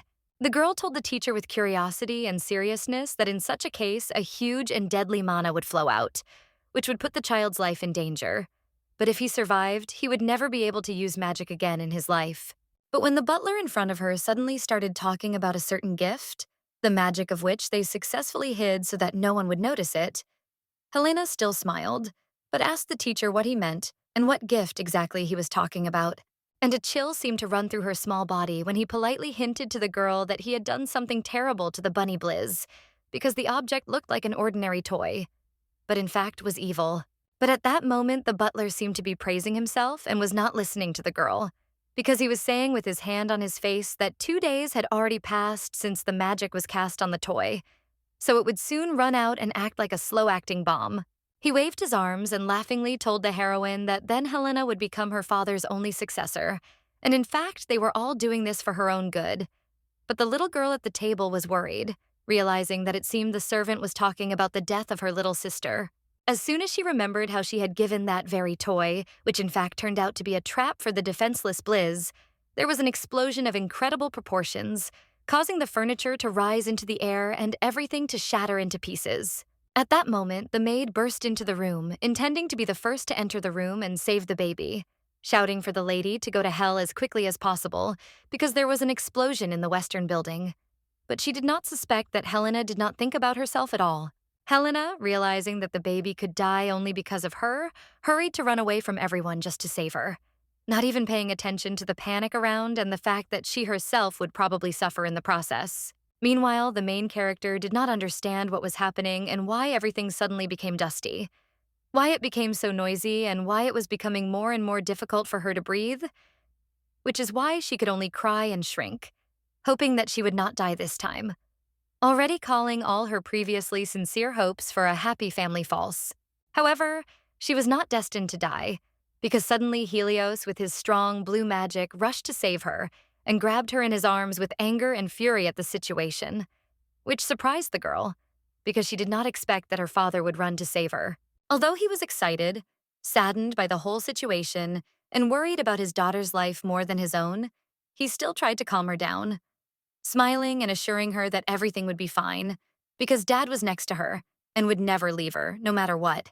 And at that moment, the little girl looked at him as if she saw in him her last hope for life, and looked at him as if he were the light at the end of the tunnel, with tears in her eyes and with new hope in her soul that parental love exists, and she will feel it. Helios lifted her to himself and hugged her tightly, wanting to give his daughter his warmth, care, and kindness. And the lady accepted her, because of which everything around them seemed to be nothing. There was a dazzling light, as if heavenly, where they were completely safe. And after a while, the couple calmly walked towards the exit from the crumbling and cracking building, because of which the little girl in the arms of the long-haired gentleman became more and more frightened when right in front of her the building cracked and crumbled. However, suddenly, when she thought that nothing unusual would happen, the girl with Helios suddenly noticed her older sister in front of her, clearly frightened by the whole situation, and she clearly wanted to say something to her dad. Helios immediately asked the little girl what she was doing here and why none of the servants had saved her. And Blizz in his arms was just as surprised by Helena's appearance, wondering how she had gotten here and why she was now standing in front of them. And Helena began to stutter in front of them, trying to say something, but she only bent her head down and did not know where to start, because in fact she was thinking that Dad was now angry with her, and all because of the certainty that it was she who was to blame for everything.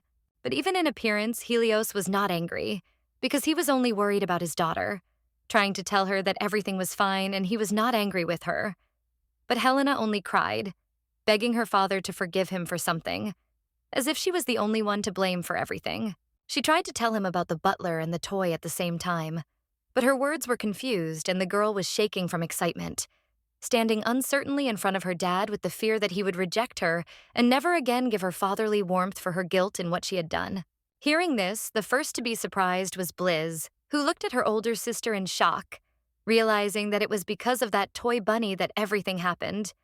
And Helena, who was innocent of anything, did not know about the terrible magical properties of the object and therefore thought that it would only be a good gift. She looked at the whole mess and realized that the scattered furniture, cracked walls, and broken dishes were the result of the bunny's magical explosion. And she wondered what else the butler had said to Helena that was so terrible that he turned out to be truly evil. However, it didn't matter now because Helena was crying and wiping her tears off her face, telling her dad that she was very sorry for what happened and also repentant, saying that she didn't mean to do that, and therefore asked for forgiveness. Then the heroine imagined her older sister all alone in a dark world and with books in her hands, realizing that Helena was not to blame for what happened. And now she was crying because she missed her dad and wanted parental love. Blizz understood that at such a moment she only needed to support the little girl and not let her be sad. That's why she looked at her older sister while she was already crying and didn't even look at her father, not even yet understanding that Helios didn't want to punish her because he loved her just as much as Blizz did. He decided to touch Helena's cheek with his hand and kneel down, smiling and saying that of course it wasn't her fault and he wouldn't yell at her, also calming him down with the words that he would always be there to support and love her further. Helios wiped Helena's tears with his fingers and told her that Blizz was also safe now. So everything was fine now. But the girl with dark hair and purple eyes still cried, listening to the master's words. But when Dad also told her that she was still his daddy's girl, Helena calmed down a little but still wiped the tears from her face, asking her dad if that was true, as if she actually had a million doubts about it. And in front of her, the girl saw not just an angry and seemingly dissatisfied Helios with a baby in his arms, but a kind dad who extended his hand to her and told her to come to him, because everything was fine now, and the extension was not the most important thing in his life. And the girl was so happy about this that she rushed to her dad without much thought, thanks to which the small family of two daughters and their father was reunited, thanks to a nightmarish incident that was intended, on the contrary, to eliminate the near and horror. The Trinity hugged for a long time among the ruins and cracks in the floor, and Helios also calmed the girls with words, saying that he was very sorry that everything happened this way, but he would try to do everything to fix the situation.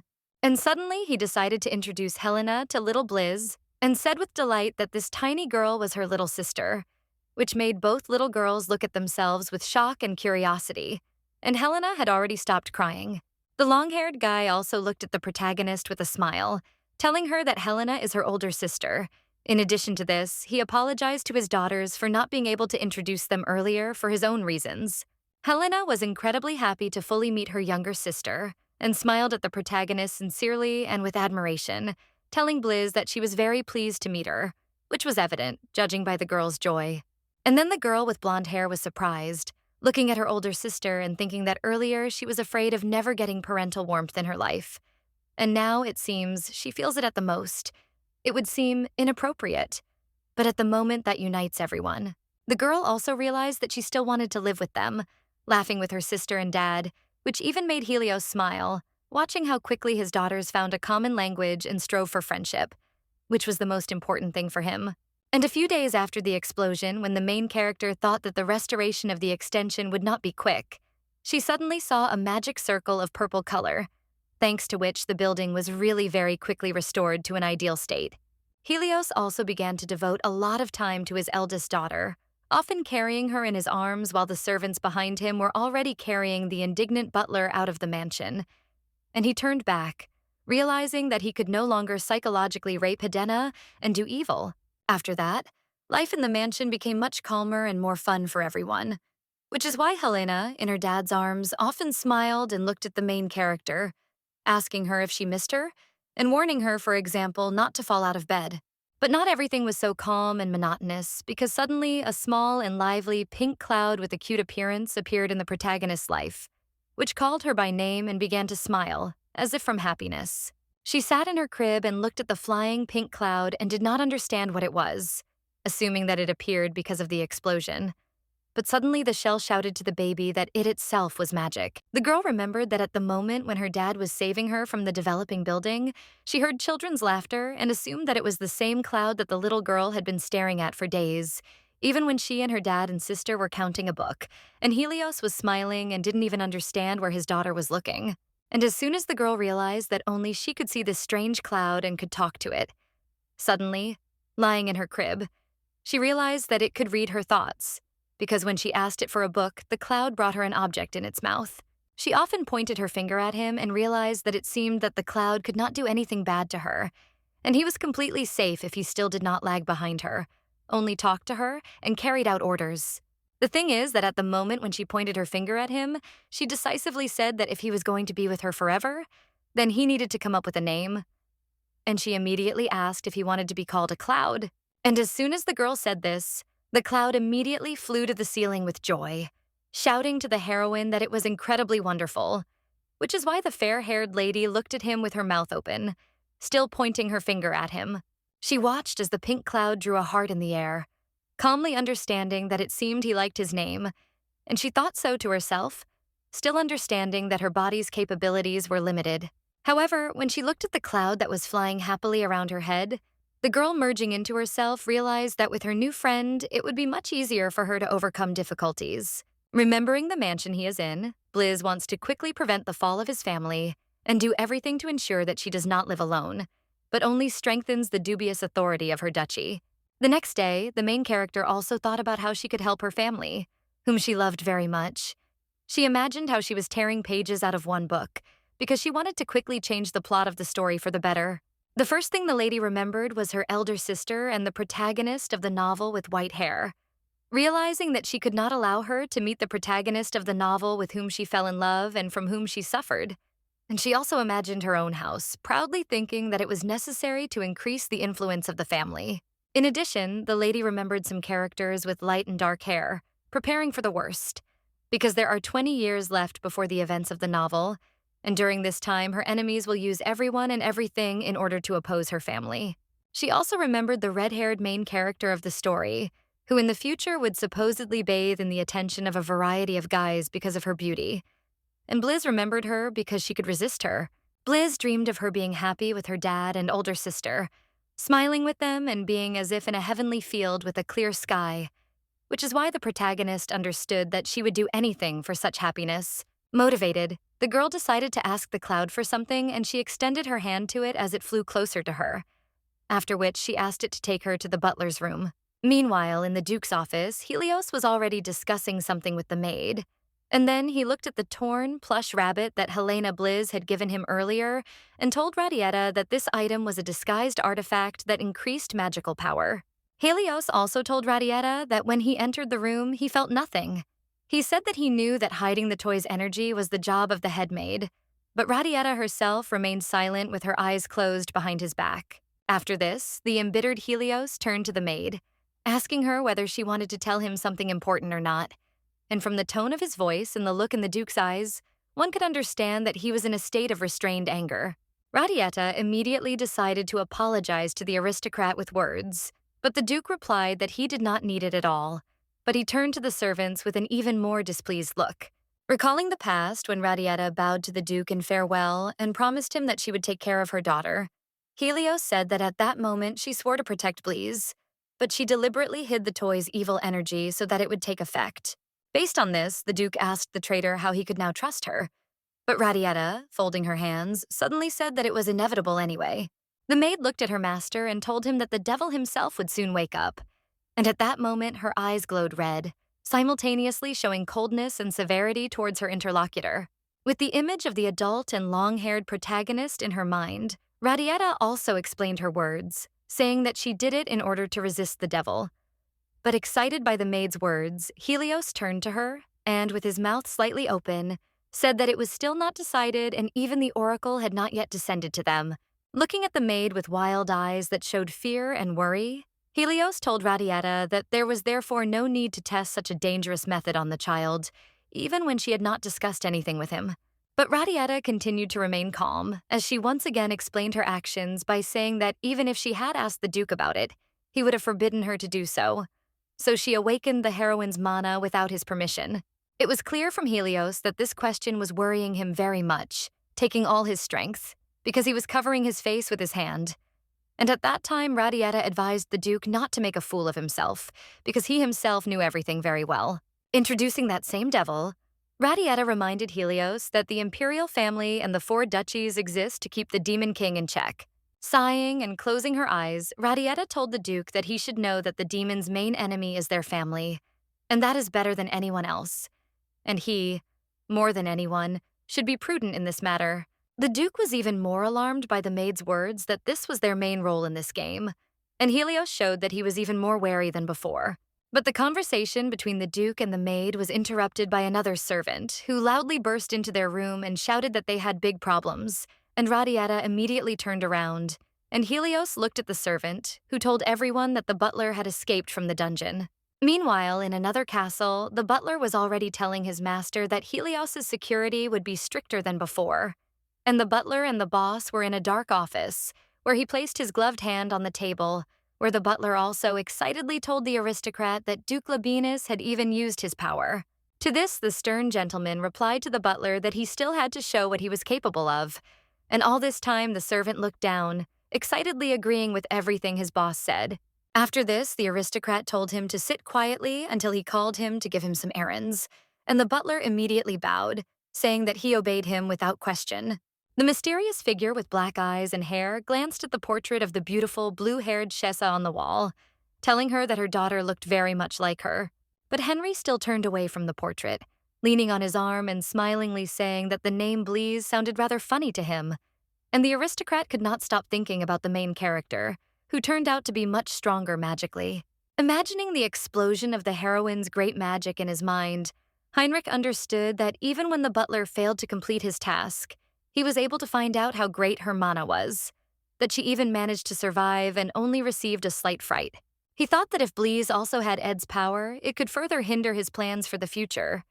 And at that time, he looked at the piece of paper on which were written short words about how they should overcome the collapse and survive until the next meeting. Meanwhile, in the palace of Helios, the main character had already reached where she asked for the cloud. She was taken to the butler's room, and in it she was able to find among the books the piece of paper with a golden pattern she needed, the business card of the Ed family. Thinking that everything was hidden here better than she thought, the girl decided that she needed this thing because in the original story, it was Henry's people who captured the Labian family. And these are the same people, like dark silhouettes that the main character met. After this, the heroine decided to thank the cloud for its help, telling it that this time it had helped her a lot, and the cloud was happy with Blizz, and that it was able to help her somehow. But she also needed to strive to at least learn to speak. Gradually, the years passed, until 7 years had passed since the heroine made this decision, and she was still growing up in the palace with her family in love and harmony. The main character herself has a more mature appearance. Cute, blue, and long hair, only thanks to which one could definitely call her a beautiful and charming lady. The girl is already 7 years old. She looks matured and still happy, and that is why she turned to the door, already anticipating the appearance of her beloved older sister with sincere joy. She recalled that in the story, it was Bleeze who was constantly in the guy's attention, and her beauty even charmed the third prince, Eldian, who looked at Bleeze and talked to her as if he was already in love, answering the girl that she had a very funny reaction to everything. Eldian and the main character stood in a beautiful place right in the middle of a clearing, while their clothes were blown by the wind, and her lover told Blizz to wait for him, because he would be back soon. A second handsome guy appeared right in front of Blizz, telling her to be careful, and most likely, he also has strong, loving feelings for the main character, just like Eldian. And then a third lover appeared before the lady, a brunette with green eyes who politely told the lady that she did not have to choose him, but he did not want her to leave him. So, in front of the main character, there were 3 handsome men who have feelings for her, and she knows that in the novel, the main character was subjected to the attention of several men, but something makes her wary. Suddenly, Bleeze immediately got up from her sleep, not understanding why she had dreamed this at all, because according to the plot, she should not have so many lovers, and they should all fall in love with Bella, the red-haired main character of the novel. The main character decided to leave her dark chambers into the bright corridor, not stopping to think about this whole situation, because she does not understand why all the guys had strange questions and facial expressions, and why they fell in love with her at all. However, the girl's thoughts were interrupted by the person she saw in front of her. In front of Blizz's eyes stood her older sister Helena, who had also grown up and was already 13 years old, when the heroine was only 7 years old. The girl immediately decided to pounce on her sister, bursting into tears and confessing that she had a nightmare. But when she met Helena, according to the heroine, she felt better, and Helena hugged her sister, asking what kind of nightmare she had. The main character's older sister said sternly and like an adult that she was very sorry that she was not in Blizz's dream. Otherwise, she would have scolded everyone there who would have allowed her little sister to be frightened in front of her. Helena said this to the heroine with complete confidence and seriousness. This made the little heroine even happier, and she reached out to Helena with her arms to hug her for the second time, thanking her for caring so much about her. And in fact, the girl acknowledged that a lot had changed in 7 years. The most important news concerns the imperial family. The fact is that 2 princes died at once, which shocked absolutely all the aristocrats. Rumors quickly spread throughout the duchies that the imperial crown was already covered in blood due to the fight for it. Also, the heroine did not forget about another important fact, which was formed due to the death of 2 princes, and right now there is a war between the first and third prince, Rissal and Eldian, and Henry meanwhile became the heir of Ed. This meant that the one who wanted to kill the main character, the head of the Ed dukedom, had gained even more power than he had before, opening up new avenues for himself to create completely new, insidious plans for the Labian family. Also, due to the fact that she knows the whole story of the novel in advance, she already knew that Fabian Gold, who is another main character, was born somewhere, and he has golden hair, just like his father. Meanwhile, the girls continued to talk to each other because Blizz asked her sister if she was busy, after which she told her that it was not necessary to come to her every day and visit. And to this, Helena replied that she just wanted to see her. Misunderstanding the words of the main character, Helena became embarrassed and asked her sister if she was bothering her if she asked about such things. But Blizz replied that this was not the case at all, and that she loved her very much. Blizz even admitted to her older sister that she would spend every day with her if she had the opportunity. And with these words, she hugged Helena while she laughed, agreeing with every word of her sister. After this, the girls decided to say goodbye by waving goodbye to each other. And no matter how happy Blizz was, deep down she was worried about the future of her family. So she tried to play the role of a great daughter. After the lady was in class and the girl was taught by Countess Lantes, who was her personal teacher, and she had a pleasant appearance with brown eyes and hair, along with a sweet face, looked at the heroine and asked her what question she wanted to ask. It turns out that the girl was worried about whether the form of mana written in that book was different from the one she was born with. And the teacher looked at the lady with a smile, understanding what she wanted to ask her. Drawing on the board with chalk, the teacher explained to the curious girl that her judgments were indeed correct, because most likely the form of mana is taken according to the internal indicators of a person. Already imagining the adult main character in her mind, the teacher explained that those who possess mana and see its form are considered blessed, and such people, simply put, are considered magicians. But the girl was alarmed by Lante's words that this was a rarity and only one member of the Labian family had such magic. The heroine was even more surprised when the teacher showed her her finger and said that the same number of years ago, this relative, with the help of his power, was able to face the devil. And because of this, the Labian family is now called the strongest family. The woman said that it was the heroine who could have such power. After a short story, the teacher decided that their lesson would end there, which she told Blizz. However, the main character herself could not stop thinking about what the teacher had just told her. She thought about it, because most likely the cloud was with her for a reason. And the lady was even more convinced of this when she heard such important words from the teacher about powers, ancestors, and confrontation with demons. And the cloud only happily told her to study harder. Meanwhile, the Duke was already waiting to meet his business partner, among the gloomy, moving branches of the trees in the dark night. And behind him, someone appeared who told him that they had not seen him for quite a long time. Helios was already turning to the third prince, who stood behind him and told him that it might now be too dangerous for them to meet in the emperor's palace. To this, the smiling Eldian decided to answer that his brother seemed to have contacted Ed, so why should there be a law prohibiting him from meeting with Duke Labien? At first, Helios did not even understand the meaning of the prince's words. Then the boy laughed a little, saying that it was a simple joke and bowing a little. The polite boy told the main character's father that he just came to say hello to him. After this, the third prince extended his hand and decided to talk about the deal, asking the Duke if he had forgotten about it. And Helios replied that he would definitely give him the magic sword. While the wind continued to blow outside and the bright stars continued to shine, Eldian also asked the Duke how today's banquet went, since Helios, in his opinion, was here to inquire about the movements of the nobles, and the third prince told the Duke that the Ed line would continue. To this, the Duke responded calmly, for he said that he had realized that he had spread this rumor, the name in view of Heinrich von Ode, whom he remembered behind him, also telling the third prince that he did not care which of his children would continue the line. The third prince of the imperial family continued to stand outside and talk to the Duke, and he asked him if he would then allow the Ed dukedom to do what they really wanted, since if his daughters had children, it would mean that the Ed line would continue. Helios turned his head to the side and briefly told the prince that he did not rule it out, but soon wanted to take up foreign policy. Thus, figuring this out, the Duke said that he would do this in order to show that he was still in the prime of life.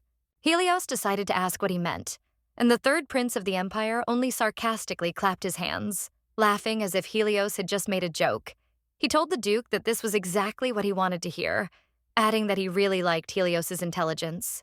Afterwards, the Duke sat at his desk as usual and did his work, recalling the meeting with the third prince, realizing that he was using all these people. But still, it seemed to him that there was more time than there was, and also thought that he did not like serving the prince. But the thoughtful Duke was distracted by a man with a light beard, the elder of the Labienus family named Count Caras, and Helios immediately raised his head to see the face of the one who came to him and asked what had happened. Count Caras did not keep him in suspense for long, so he sighed, told the Duke that he had found out that Helios had been at the banquet, and asked what these rumors were that had spread about the Labian family, while Helios had already put away the papers and was listening to the complaints of his relative. Helios immediately decided to ask the Count if he had come only because of this, and the dissatisfied man jerked his head to the side, starting to say that he had been working for the Duchy of Labienus for a long time. The blue-haired aristocrat continued to listen to his relative, realizing that Count Caras had many complaints regarding the inaction of the head of the family in relation to what others were saying about them, and Helios was not even surprised by the man's words. Count Karras continued to stand before Helios in his office and pour out all his dissatisfaction on him, telling him that his daughter, Lady Helena, had the blood of Ed, and because of this, the future of the Labian family was in jeopardy. The man with the white beard did not stop talking, continuing to be satisfied, and he turned his head away from the Duke when he began to talk about the illegitimate child, that is, the main character, trying to convince Helios that she was also ruining the family's reputation. While Count Karras was telling the Duke that the Labian family lineage should not be broken under any circumstances, Helios himself laughed at one point. Because the thing is, if the Count knew that the heroine's mother was also from the Ida family, he would definitely be furious. After Count Labienus finally said everything he was unhappy with, Helios told him that he understood his feelings perfectly, after which he asked if he thought that the Labienus family would still be able to show themselves. And Count Karras in front of him answered that everything was so. Getting up from his seat and walking somewhere, Duke Helios thoughtfully told his interlocutor that he too had had such thoughts after the recent banquet. And to this, Count Karras told the Duke that he was absolutely right. The nobleman then turned to the Count and told him once again that his upcoming birthday banquet would be a public one. So the Duke said everyone should be well prepared. In history, always in his blue-roofed house, the head of the Labian family holds the title of the only archmage, the most powerful on the continent. And Helios von Labian is currently the most important representative of the aristocratic Labian family, but also the most secretive aristocrat. And it is precisely about his banquet on the occasion of Blise's birthday that Prince Rissol thinks, who is preparing for this banquet with a smile, thinking about how he will make Blise fall in love with him, and Helios will not be able to refuse his daughter this because of his father's love. Behind the throne sat the man who clearly had the most influence in history of all, and the most luxurious clothes of all, and the most self-confident, and it was Emperor Letheus Ino Riaz, who told his son that this was most likely the case. The family ate at the table while the emperor's son continued to talk, and Rissol told his father that he really wanted to go to this event to represent the imperial family there, and the boy emphasized that this was Helios's first big event. The emperor turned to his other son, the third Prince Eldian, asking him if he wanted to go to the banquet with his father, and the boy immediately said no, as his brother had suggested at first. Taking the glass of dark drink in his hands, Eldian looked at his father with a kind smile, saying that he would give in to his brother in this matter, and in fact, he probably understood that Rissol had a plan regarding influence and power. But Eldian's words angered Rissol so much that veins appeared on his face, and he was infuriated by his brother's words that he was supposedly giving in to him, which is why Rissol thought that his brother would change for the better. But it turns out he was wrong, and now he has to go to the banquet with his father's permission. Rissol raised his head to see his brother's reaction to their father's decision, but surprisingly, he was looking at a calm Eldian who was cutting his food on a plate, as Rissol wondered if he would be able to relax with the support of the Labian family. The first prince of the imperial family kept his eyes on his white-haired brother as he feigned a calm and indifferent attitude towards everything, and he wondered what Eldian would do if he also received support from the influential Duke of Helios. Meanwhile, the main character of the story was sitting on the sofa in the mansion of Duke Helios in a beautiful blue dress, thinking about her family, and she was completely alone, so nothing prevented her from thinking as deeply as possible. The main character also realized that what is inaccessible to knowledge takes the form of magic and opens the way to it. And the girl realized that if she wants to get magical powers, then she needs to work hard to awaken them. The girl thought hard about this, and when she first learned about it, she immediately wondered if she had such power, because she was also from the Labian family, and the heroine was constantly asking these questions, and therefore she urgently wanted to know the answer to them.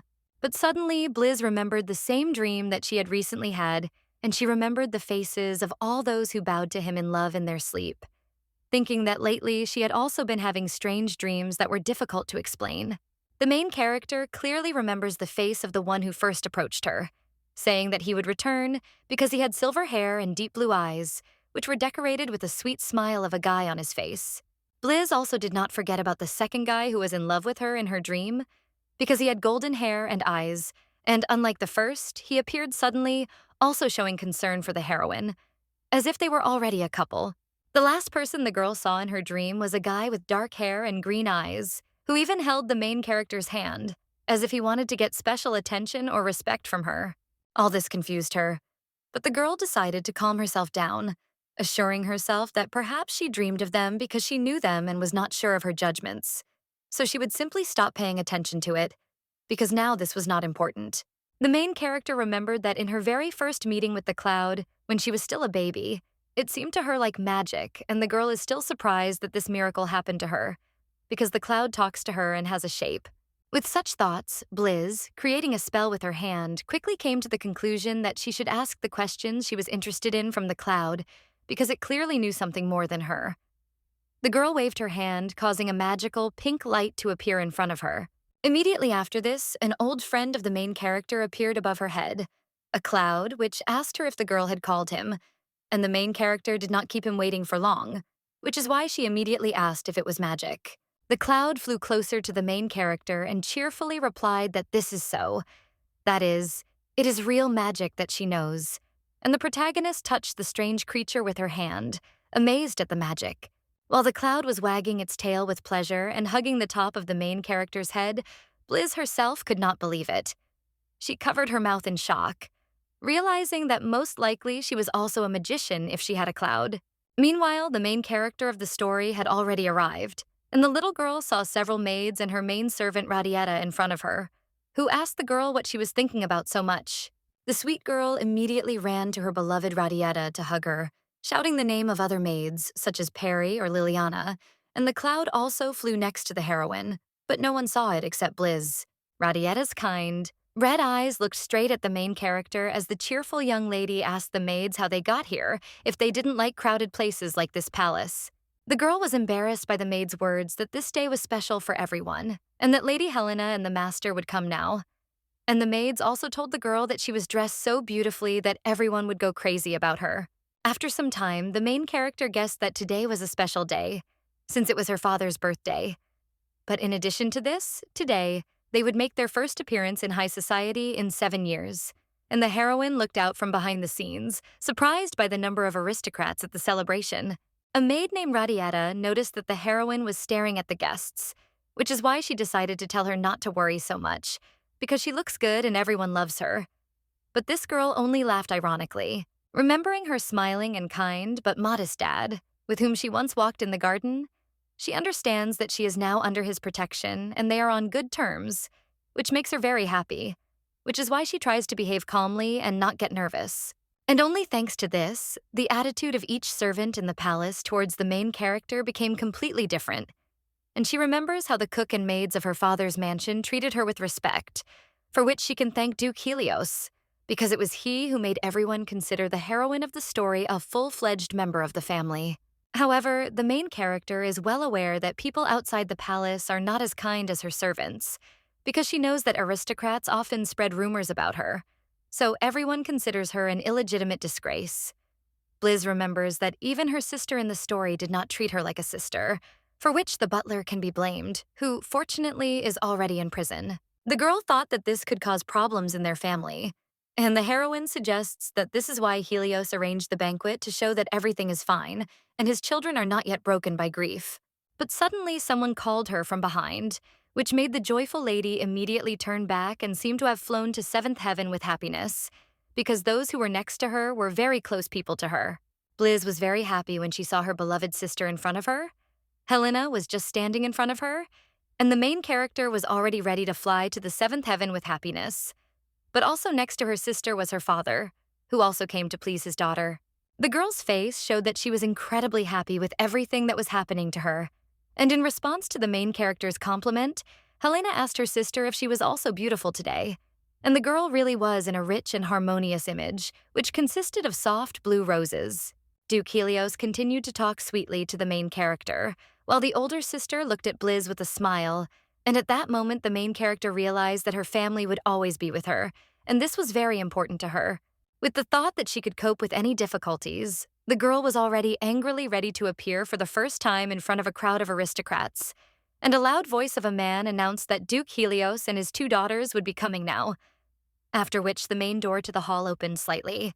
The main character decided not to pay attention to the gossips, going up to the dessert table and asking the servant for 1 piece of strawberry sweetness. And while the guy was cutting a piece of cake for Blizz, the heroine thought that in her past life she had to face such looks in her direction. All the aristocrats really looked at her with disdain, and these were both ladies in luxurious dresses and aristocrats with mustaches, who wanted to see the illegitimate child. And because of the great attention from people, the girl was very tired, not understanding what awaits the Labian family because of her.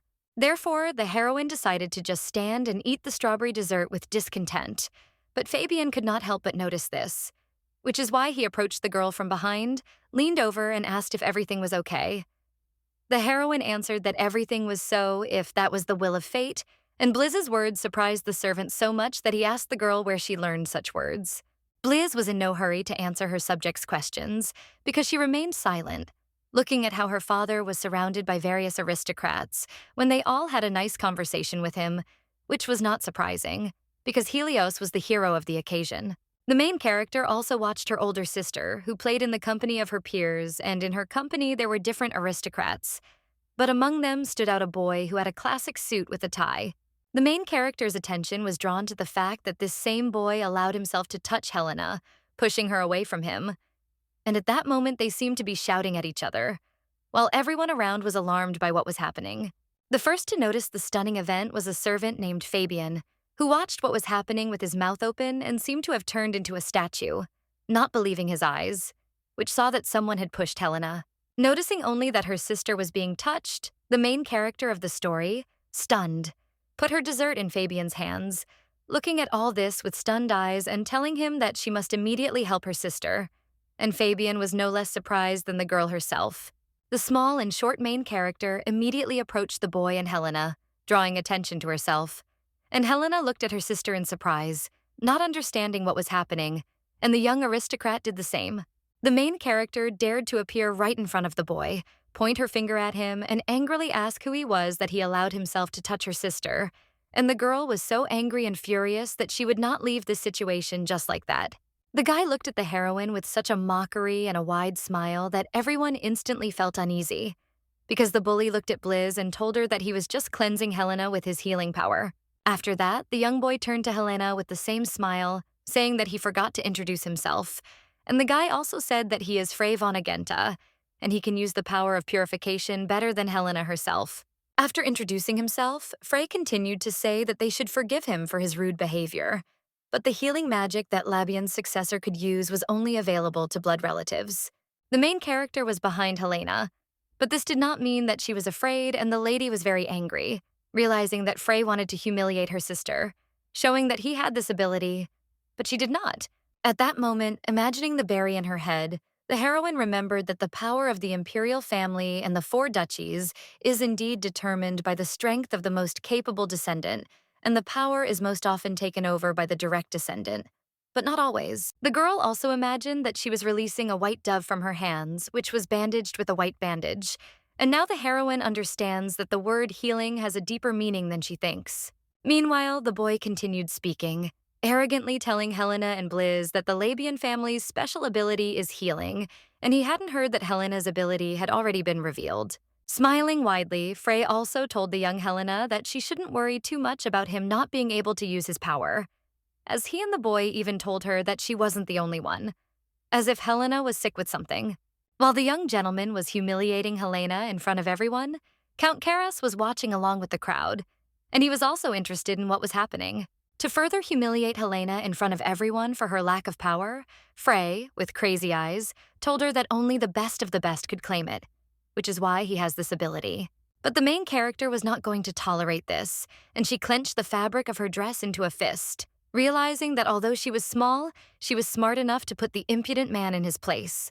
As the sunlight fell beautifully on the main character, she firmly and confidently reprimanded Frey, telling him that he was going too far.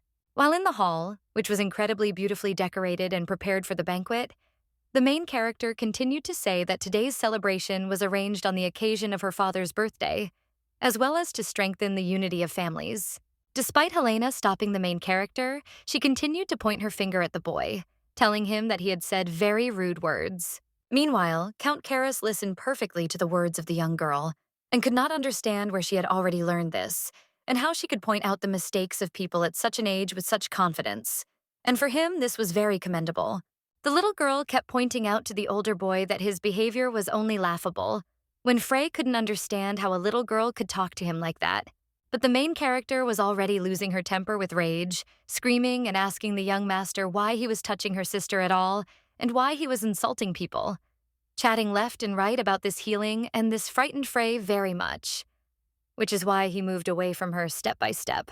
Suddenly, Helena decided to also stand up for her younger sister because she went to Frey, telling him that Blizz was right, and the heroine was surprised by her sister's behavior, which is why she looked at her in amazement.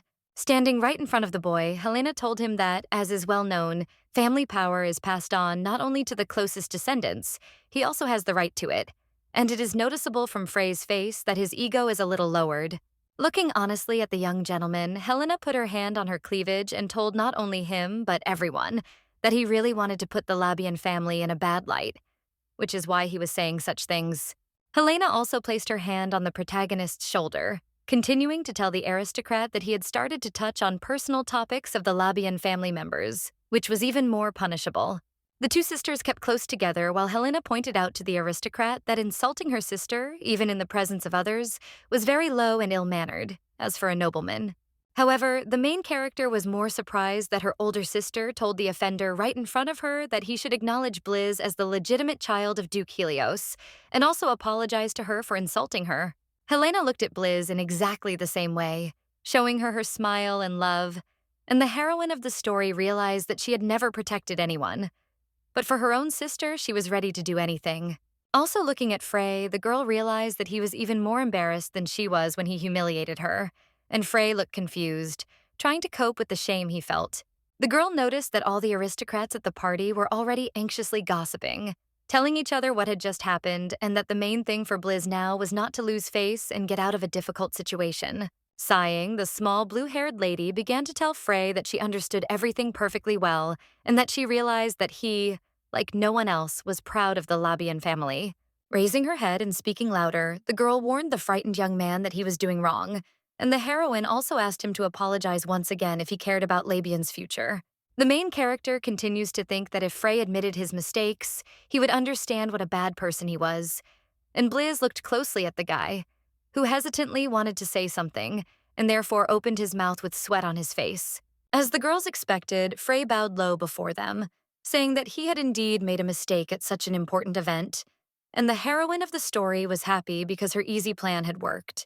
Suddenly, the awkward situation was interrupted by a tall man, and that man turned out to be Helios, who walked up to his daughters and told them that they had done a good job of putting Frey in his place, and the girls were surprised by their dad's arrival in the middle of the conflict. At this time, Frey looked at the family with embarrassment, and the Duke told Blizz and Helena that they had handled the conflict well, despite the fact that there was such a commotion around, and Helios was proud that the sisters were kind to Frey. Many aristocrats gathered around the long-haired Duke, and they were all interested in what he would say about this situation. So the first thing Helios said was that he would not call the boys' parents here because he did not want a big conflict. While the girls looked up to their father, who defended their honor in front of everyone, Helios also loudly proclaimed that Helena and Blizz were direct descendants of the Labienus family, and that they were his biological daughters. Turning to everyone, the most important person of the banquet also told all the aristocrats that he was still the head of the Labian family, and he was the father of these beautiful girls who had honor and pride. In order to feel support from the outside in front of all the guests of the celebration, the Duke smiled a little and asked Count Karas, who was standing next to him, what he thought about this and the future of the Labian ducal family. To the surprise of the main character, Count Karas, whose body she noticed nearby, told everyone present that in his opinion there was nothing to worry about now, and he also said that he completely understood Duke Helios, and the Count's words surprised Blizz. After his words, he walked closer to the girls to greet them. Standing in front of them, he bowed, placing his hand on his chest, and he also told the protagonist and her sister that he was the elder of the Labian family, Count Karas. The first thing the Count turned his attention to was Helena, for the girl had looked at her distant relative in surprise while he was telling her that he had seen her when she was very little and when she could not speak. Count Karas looked at the young lady with such eyes as if he was pleased that Helena was so brave and proud that she did not allow another to tarnish the honor of the Labian family, and he said that he was proud of her. These words became very pleasant for the older sister of the main character, so she lowered her eyes in embarrassment, saying that the Count should not have praised her so much for this. And at that moment, it seemed that even the sun began to shine brighter. After that, the elder of the family approached the main character of the story, bowed a little in front of her, saying that this was his first meeting with Lady Blease, and it was clear from the girl that she'd not trust the man too much, so she looked at him with disdain. At that moment, the Count could not help but remember the moment when the heroine showed her best character traits to resolve the conflict, and he told Bliz that despite her age, she knows how to show mercy. The girl looked at the elder with determination and fortitude that few people have at that age, and she listened to the words of Count Carras, saying that she made such correct decisions that adults should follow her example. Then her entire family, consisting of Duke Helios and Sister Helena, looked at the girl with such a sincere smile as if the heroine had truly lifted their spirits and they were truly proud of her. Count Carras, whom the main character continued to consider an ordinary old man, continued to be polite, smile, telling Bliz that he hoped that a bright future awaited her. But Bliz felt some disdain for him. But the main character's doubts were somewhat dispelled when she looked at her father, who, with a smile, told his daughters that if he was not there, they could turn to Count Carras for help. Helios put a special emphasis on the main character, telling her that she should especially listen to these words, since she was very little, and her father's words made the girl happy, laugh, and agree with him. However, in reality, it was just a show for the audience, because when the father turned away from the main character, looking at someone else, she showed her real reaction, thinking why such attention was directed at her. But the whole family quickly fell silent when they noticed almost the most important guest of the holiday, who decided to attend the banquet, and they all, except the Count, looked at him, fell silent, and did not believe that it was him. The aristocrats were already shouting different words in surprise when the first prince of the empire walked towards them, smiling as if he really enjoyed the increased attention directed at him and this proud Rissol. When the intrigue was over and the main guest of the feast came into the hall accompanied by 2 guards, a loud voice announced to everyone that this was the 3rd imperial prince, while Rissol himself looked at Helena and Bliz as if he already knew what he was going to tell them. Rissol recalled the moment when he walked along the bright corridor and caught the glances of many aristocrats and ladies, and he was followed by 2 people guarding him, when he himself walked and thought that it seemed like everyone was surprised by his visit. The first prince of the empire looked at all those who bowed to him and continued to walk, and absolutely everyone bowed their heads to him.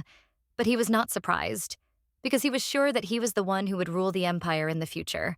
Due to the increased attention and respect from even the most influential people, Rissol enjoyed his status, and as if he were in the darkness that he only liked, he laughed at everyone and thought that absolutely everyone should bow to him.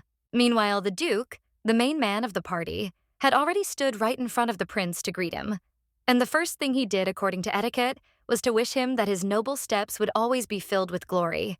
Helios raised his head and calmly looked at the first prince of the empire, saying that he thanked him for his visit, calling him Your Highness, and Rissol immediately recognized the one greeting him.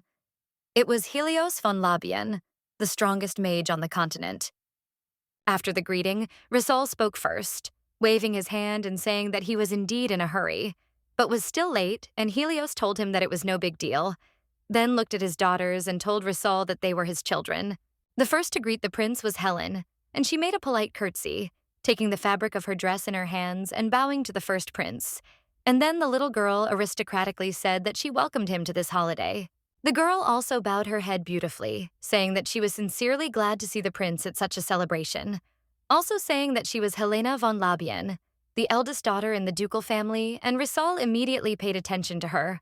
It seemed that Rissol looked at Helena with a slight mockery and arrogance, and while the girl was saying something to him, he only thought that she looked pretty good, and she was even suitable for the role of his wife. But Rissol decided not to focus on just Helena, because he came closer to little Bliz, thinking that this was Helios's second illegitimate child. And at that time, the main character looked at the prince as if she knew who he really was. Bliz couldn't help but curtsy, so she also politely greeted the most important guest, telling him that she was the second child in the Labian family, also saying her name and lowering her head down as a sign of respect. At this time, Rissol seemed to have some kind of dark aura coming from him, because he told the girls with a smile that he was very glad to see them, calling each one a young lady. But in reality, he was thinking that those who thought that he would not come to the party were actually stupid and shameless. After all the girls said their names, Duke Helios told the first prince that compared to the capital, this place did not have as much charm and luxury as there, for which he apologized to Rissol. But the boy said that it was not normal, because the banquet was in honor of his birthday. Having said his words, Risol even told the Duke that if Helios wanted to stay in the capital, he could help with that. And at that moment, the prince's face looked as if he was really planning something, because everything around him seemed to be getting dark. Looking at all the high quality and aristocratic furniture that was in the banquet hall, the first prince of the empire actually thought that if the Duchy of Labienus, which remained neutral, supported him, he would also receive support from the other four duchies. Risol continued to look at Duke Helios, thinking that it would be difficult for him to refuse such an offer. And Helios continued to remain silent, looking at the guest and realizing that with his offer, Risol wanted to implement some plan. But suddenly, too confident in his plans, the first prince extended his hand to Helios and beckoned him with his index finger, thinking that he could greatly help him and also benefit from him. But Helios was unapproachable, confident in his decisions. The small but cunning boy extended his hand to the Duke, indicating with his index finger that he should go to him and hinting that he should agree. But no matter how hard Risol tried to subdue the Duke with his offer, Helios himself told him that he only thanked him for it. After that, he turned and told the first prince that since he was here for the first time, he would now show him the mansion. And when Helios asked Risol to follow him, the boy himself looked at him with incomprehension and disappointment. The first prince of the empire was displeased that Duke Helios had left only one vague answer to his lucrative offer, as it was evident from his dissatisfied and thoughtful face. But he still followed him further, looking at the Duke. The girls also looked at the first prince, who was leaving after the Duke, and they did not take their eyes off him, while Risol himself thought that the Duke could not simply refuse such an offer, and he did not believe in it. In fact, if we recall the original plot of the novel, Risol, with a tail on the back of his head, never came to power and did not become the heir due to the fact that there was an invasion of Eastern monsters, and he never returned from the war. The guy who, according to the plot of the novel, did manage to become the new emperor and king of all lands was the third prince, Mr. Eldian, who came to power thanks to his father's fortune. But this is just an original story in which he got the imperial crown on his head. However, this is not the case at all, and it turns out that Eldian, who is considered one of the main characters of the original story, was very cruel and childish, so the bloody murder of Risol became his crime. The main character continued to look at Risol, realizing that he and his brother Ravian had died at the hands of Eldian. But at this time, he didn't even suspect his death, looking at Helena with a sly grin, as if he liked her.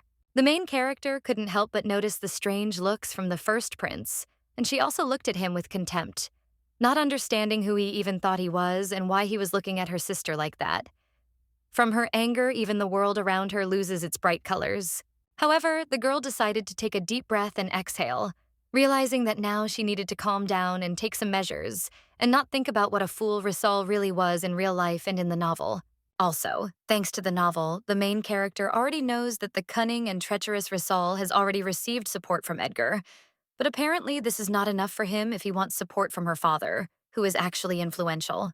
All that was left to do was watch closely as the smiling first prince, accompanied by her father, temporarily left the banquet to see the beauty of the castle, and the heroine thought that Risol needed to quickly open his eyes and understand that they were not going to be led by the imperial family. The main character couldn't even control herself from anger, and her hair stood on end from anger, and she herself clenched her teeth. And this is what the girl's older sister noticed, after which she told the heroine not to worry, since Dad would come soon. But Dad was not there even when the banquet had long since ended, and the girls were already in their pajamas to go to bed and fall asleep. And the heroine, with a gift in her hands for her father, continued to worry, while Helena tried to calm the girl with words, although she was also worried. The main character was even more enraged by what the maid Radietta said, because she came to the girls to calmly and with her eyes closed convey their father's words that they should go to bed. And this outraged little Blizz. The main character is a little upset, but more angry because from the very beginning she wanted to personally give her dad the gift she was looking at, and it was lovingly packed in a pink box with a beautiful bow. The silence of her sister interested the young, smiling Helena, which is why she leaned towards her sister with a grin and asked her what was in that box. But Blizz was not going to tell all the secrets to her older sister. The main character sweetly replied that she was keeping it strictly a secret, but if she wanted to see it so much, he would show her what was in the box only for her. And the heroine's joy made Helena happy, which made her smile too. It turns out that the box contained a doll that the main character made for her dad, and it looked like the Duke himself, because it had blue, long hair and purple eyes, and the doll's head was decorated with green leaves. But when Helena saw the doll, her face was clearly shocked as she looked at the homemade doll with wide eyes, telling her sister that this gift was very interesting, and Bliss did not understand what was wrong with Helena's face. In fact, the heroine understands that the doll does not look like it would be beautiful, neat, and cute, which is why it confuses and angers the girl a little, because she tried so hard to give it to her dad. Imagining in her head how happy her father will be with her gift, the main character of the story realizes that she still wants to give him this gift, the special feature of which is that it was made by her own hands. It turns out that in addition to the strange doll that the girl worked so hard on, the box contained various shells and leaflets with pictures that the girl also wanted to give. And Bliss realizes that even though her family is rich, she thinks that her dad will cherish her gifts. The girl even imagines how her father will react to her first portrait of Helios, drawn with pencils, and Bliss imagines that her dad will be confused, and she herself will be very happy about it. But while the little girl was imagining all this in her mind, she managed to get very tired, and the older sister looked at the main character with a kind smile, watching her yawn from sleepiness and fatigue. Helena decided not to remain silent, and noticing Bliss's fatigue, she told her younger sister that it would be better for them to rest together now. And then the girl was surprised by Helena's words, asking her if they would rest together. It turns out that everything turned out as the main character had expected, and they went to bed together, hugging each other, which is why Bliss was very happy about it, thinking that she would give a gift to her dad tomorrow. But the main character was not going to sleep and relax, because the fact is that the suspicious image of the first prince did not leave her head. So Bliss understands that she must get rid of him, because he is only a problem here. Meanwhile, Risol himself, accompanied by Duke Helios, was already finishing his walk around the mansion, and he turned to the aristocrat. But before that, he looked at the view, telling him that the castle was very beautiful, like other buildings of the Labian family. The Duke was even more surprised by the words of the first prince that he would very much like to come here more often. But it was as if something was stopping him, and it was clear from Helios's face that he was surprised and did not understand what Risol wanted to say. Helios decided to tell his partner directly that he was clearly not telling him something, and Risol responded with an uncertain smile, saying that this was not at all true, although he was very perceptive to some extent. While thick blue clouds formed a crimson sunset over the roof of Helios's palace, the first imperial prince confessed to the Duke that a cold war was brewing in the imperial palace, as the time had come for a change of generations. Helios continued to stand firm, remaining calm and indifferent when Risol told him that bloodshed could still be avoided, since the only way to do so was to get support from the Duke. Already imagining how he would marry Helena, who was dressed in a wedding dress and covered with a white veil, Risol told the Duke that he was sure that everyone would be delighted by this, because the generation would be in peace and harmony. Polite and subtle on the subject, the first prince continued to speak, asking what Helios thought about the matter, also telling him that if he agreed with him, then the Cold War could not even be thought of as an issue. But what was the surprise of the first prince when the Duke did not even listen to him, but interrupted him, asking if he knew what society was saying about his family. And while Risol was thinking how he dared to interrupt him, he himself looked at the Duke, not understanding anything. To Risol's surprise, the Duke told him that the next head of Labian would be a descendant of the Ed family, whose symbol is the green snake, and accepting an illegitimate child would also lower the status of the duchy. And a surprised Risol asked the Duke who dared to say such a thing. While the prince was angry, the Duke continued to think, saying that there were those who desecrated his daughters, and that was why he had arranged this banquet for them, and that was why, according to Helios, he decided that his family was more important than power. The Duke's words surprised the first prince so much that he was ready to get angry at Helios's impudence and bad manners, and the young heir's face showed anger, rage, and discontent at the same time. But much to the first prince's shock, Helios continued speaking and piercing the boy with his gaze, telling him that he understood his intentions, and he would appreciate it if he conveyed his wishes to Duke Ed, who was unable to attend his banquet. After this, Duke Helios decided to leave the disappointed and upset first imperial prince alone right on the street, telling him that it was already quite late and it was time to go to bed. It turns out that the Duke was in a hurry not to his business or to bed, but to his daughters. So he quietly entered their room when they were already asleep and took the first step towards them with his black shoes. And he was also disappointed in himself, because they could not wait for him. The father of two daughters looked at Blizz, who was already fast asleep with her mouth open, but his attention was drawn to another object that he saw next to the girl, namely, a box of gifts that the girl never gave him. The Duke decided to take the box for himself, and, picking it up, he realized that it was also for him, and the main character wrote a congratulatory letter in advance, writing in it that her gift was not as good as her sister's, but she made it herself, and she was looking forward to his reaction to it. For Helios, this was the best gift, and so he stroked the sleeping protagonist's head, thinking that they were the greatest gifts in life for him, which he would never miss or let anyone hurt. Dad kindly covered the girls with a blanket, watching Helena and Blizz sleep sweetly together. And Helios also thinks that they are the only ones he has, so he will not think of them as an instrument of power. Meanwhile, in another duchy, Duke Henry, who had long since become the head of the family, was playing with his magic. And he only moved his palm, but magic was already appearing around him, like blue, acrid smoke. Only with the help of his magical abilities, he was able to lift the dart into the air without even touching it, after which he directed it towards the wall with a slight smirk, about to order it to fly there. And with its sharp tip, the dart flew towards its target, flew straight towards the dartboard, intending to hit its very center, while from the dart itself also emanated the magic that Duke Edgar himself possesses.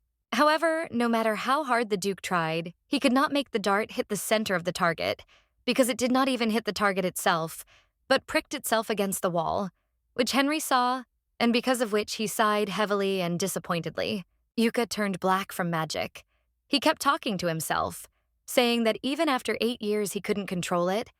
That's why he remembered the powerful Labian family, the only one who controlled their magic, thinking that there was only one way for his plan, thanks to which he could control his magic forever.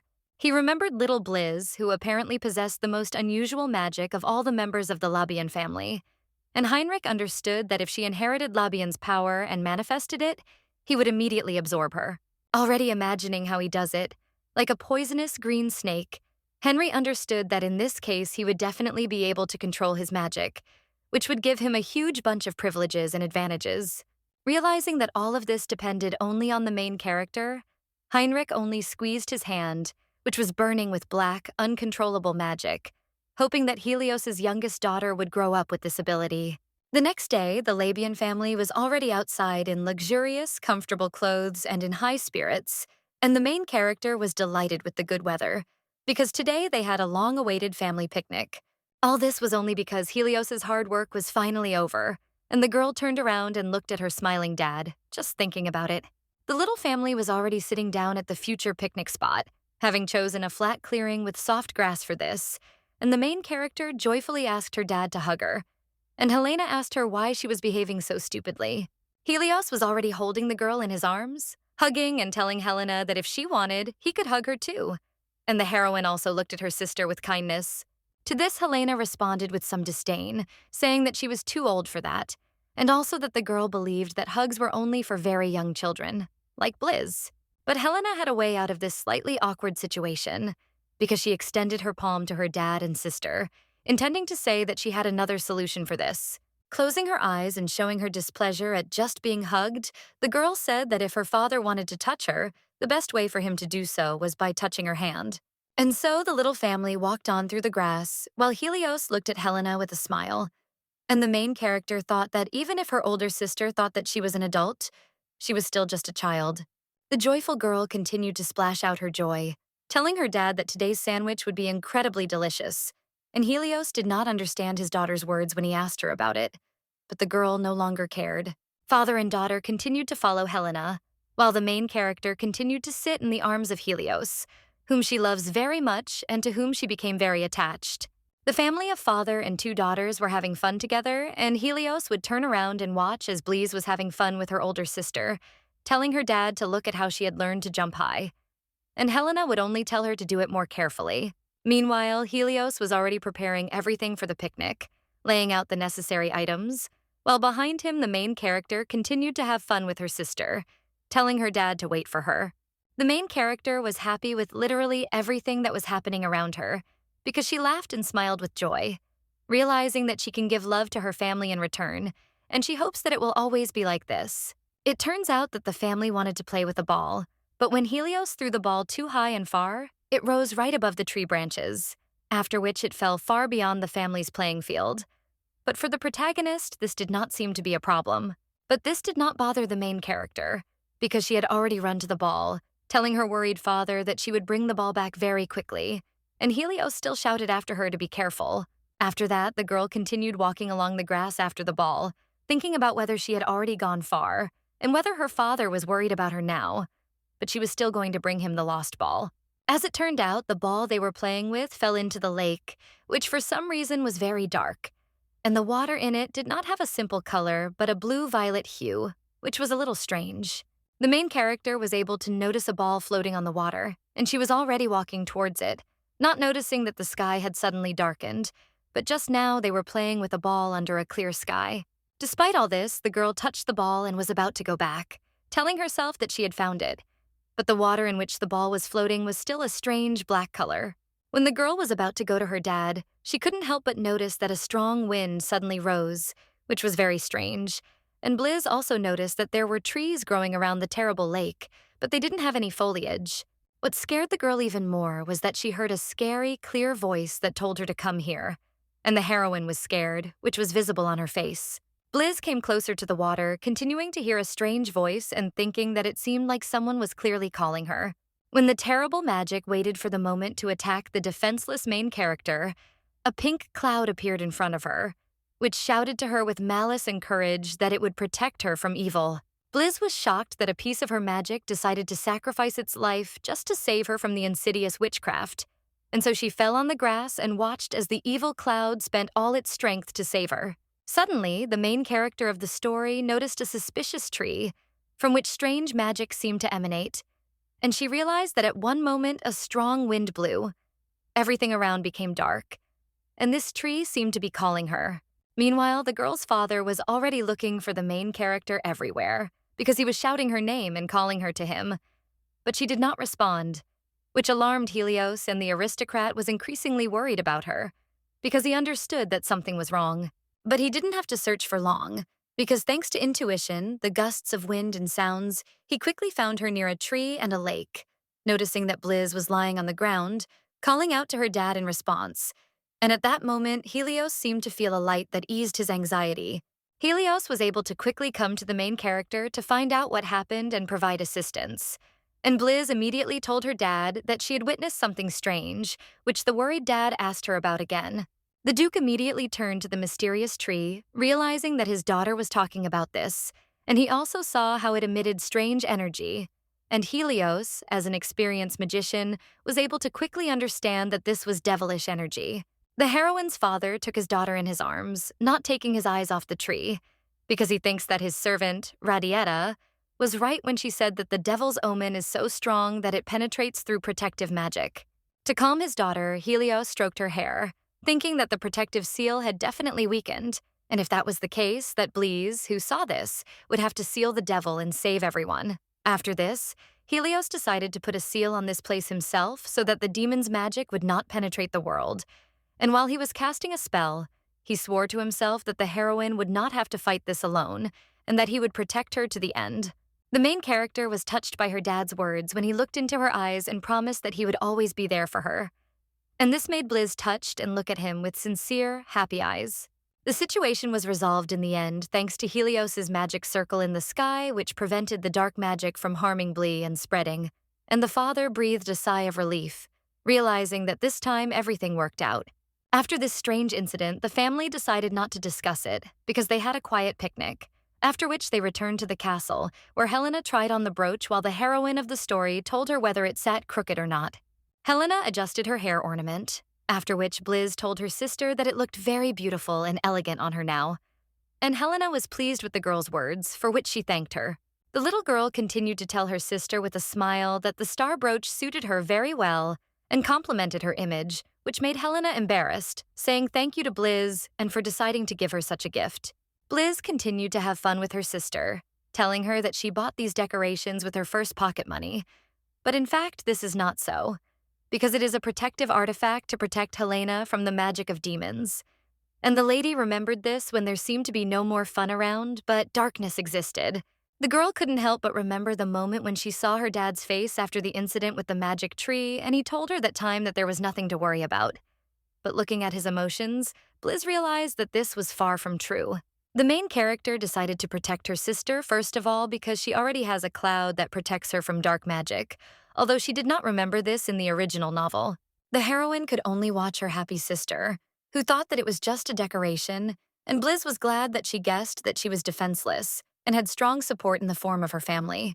But the children's time spent in the room and their fun was interrupted by a man who appeared behind the main character of the story, and he also said that, as he expected, Blizz was not so stupid. And these words made the girl turn around. While Helena, Blizz, and Helios were sitting on the soft sofas, a girl stood next to them and told them that this hairpin was a magical ore with a 6th class protective spell.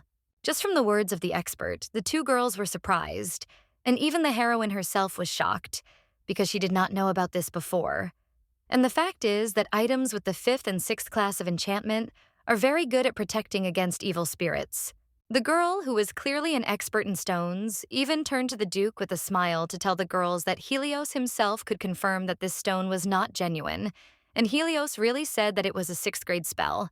Helena was a little embarrassed by her sister's slight deception, and she sheepishly adjusted the hairpin on her face, while the heroine insisted that she wear it everywhere even more, and Helena adjusted her hair with her hand and replied that she would do so. While the girls were talking, the main character's cloud, which protected her from everything, had already come up with something. And because of the new idea, the cotton candy seemed to have a satellite on its head, signaling something important. The pink cloud decided to fly closer to Blizz, telling her that she should also acquire such an item, and Blizz was surprised, asking the flying cotton wool why she needed it if it protected her better than any stones. But the girl still did not argue about this with the cloud, and she turned to the girl who is an expert in this and asked her to give her the same item, pointing her finger at her.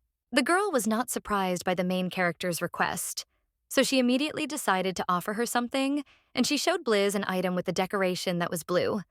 And then the girl said that this was also a rare item made of magic ore.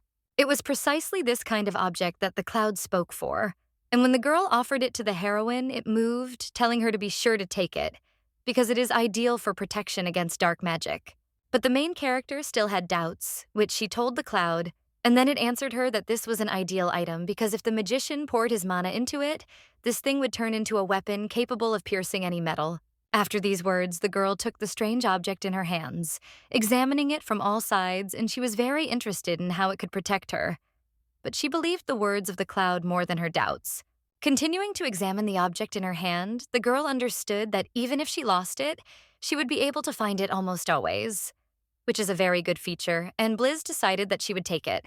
After she made the decision to take the strange but necessary item with her, Blizz turned to the strange item seller and told her that she was taking it, then asked how she got it, and the girl replied that she had worked hard for it. The girl did not bombard the girl with questions, but complimented her, saying that at first she just wanted an artifact, but in the end she got something more. And to this, the blonde girl replied that she had addressed the right person, also approaching her closer. The mistress of the castle decided to sit on the sofa, saying that in that case she was very glad to be of service, and after that she asked the main character if she could keep secrets so well. The mademoiselle with the blonde hair and unusual ears continued to look at Blizz, asking her if she was tired of hiding something from her father, and the lady was an honorary jeweler, and her name was Biella. In fact, Biella, with blonde hair and pointed ears, is an elf, and she, like many other elves, has an unusual ability that allows them to see a person's soul, that is, his true essence. And thanks to this, Biella learned that Blizz hides a lot from his father. Also, due to the fact that Biella is a pure-blooded elf, she was able to easily recognize the identity of the main character with red hair in the story of the novel, which only she and no one else could do. In the novel, Biella, who loved interesting things, became interested in Bella, the novel's protagonist, who was unlike her, and then used her connections to make her the queen of society. And knowing this in advance, Blizz realized that if Biella took her side, she would be very successful in everything. Understanding this, several times a few years ago, she asked her father to bring Biella to Labienus to see her, and Helios was very surprised at that time, because at that age, children were usually interested in something simpler and more childish, for example, reading books with their father. And so, when the little main character was already running to Biella, who was in the carriage, she was sure that the elf would support her in everything for only one elementary reason. The girl remembered how Biella greeted Blizz with a smile and kindness when she first saw the heroine's soul, And Bliss knew that she would be kind to her for the reason that she herself was very similar to the kind main character in everything. Returning to the present, the girl continued to hug Bliss as if she were her own sister or daughter, and the heroine could not even imagine that she would become so attached to Biella, after which she answered her that the fact that she had grown up was really very sad. At one point, the main character moved away from Biella, who constantly wanted to hug her, after which she asked her how things were going with her one thing, and Biella only sighed, saying that such cold-bloodedness towards her upsets her very much. Due to Bliss's requests, the elf took out of her pockets the very card that the girl had stolen from the butler's office on the day he was fired, and Biella said that it was difficult for her to learn more about it, but she learned how to use it. The heroine refreshed her memory, remembering that 7 years ago she found this business card of the Information Guild in the butler's room, but she never used it because she didn't even know what it was for. But the heroine knew that if this Information Guild fell under the power of Heinrich, everything would be worse. The girl herself asked Biella about this card because she knew that this girl travels a lot, collecting all sorts of information about people and what they do, which is why she imagined a map with red marks. And thanks to this, the main character was able to learn from Biella's gesturing hand that the head of the guild always accepts people with these cards when the full moon comes. And Bliss realized that her work had borne fruit. The girl continued reading the card while Biella told her that the full moon was today and the next one would be in a month, which was very late for the heroine of the story. And Biella also said that the only way to see the leader was in a special place. The little girl immediately began to think about how she could implement her plan, and she remembered that the problem was that she had to get through Labian's magical barrier, like a protective bubble, which was very difficult. But the main character also realized that she may have problems anyway, because she understands that she is still a child of 7 years old.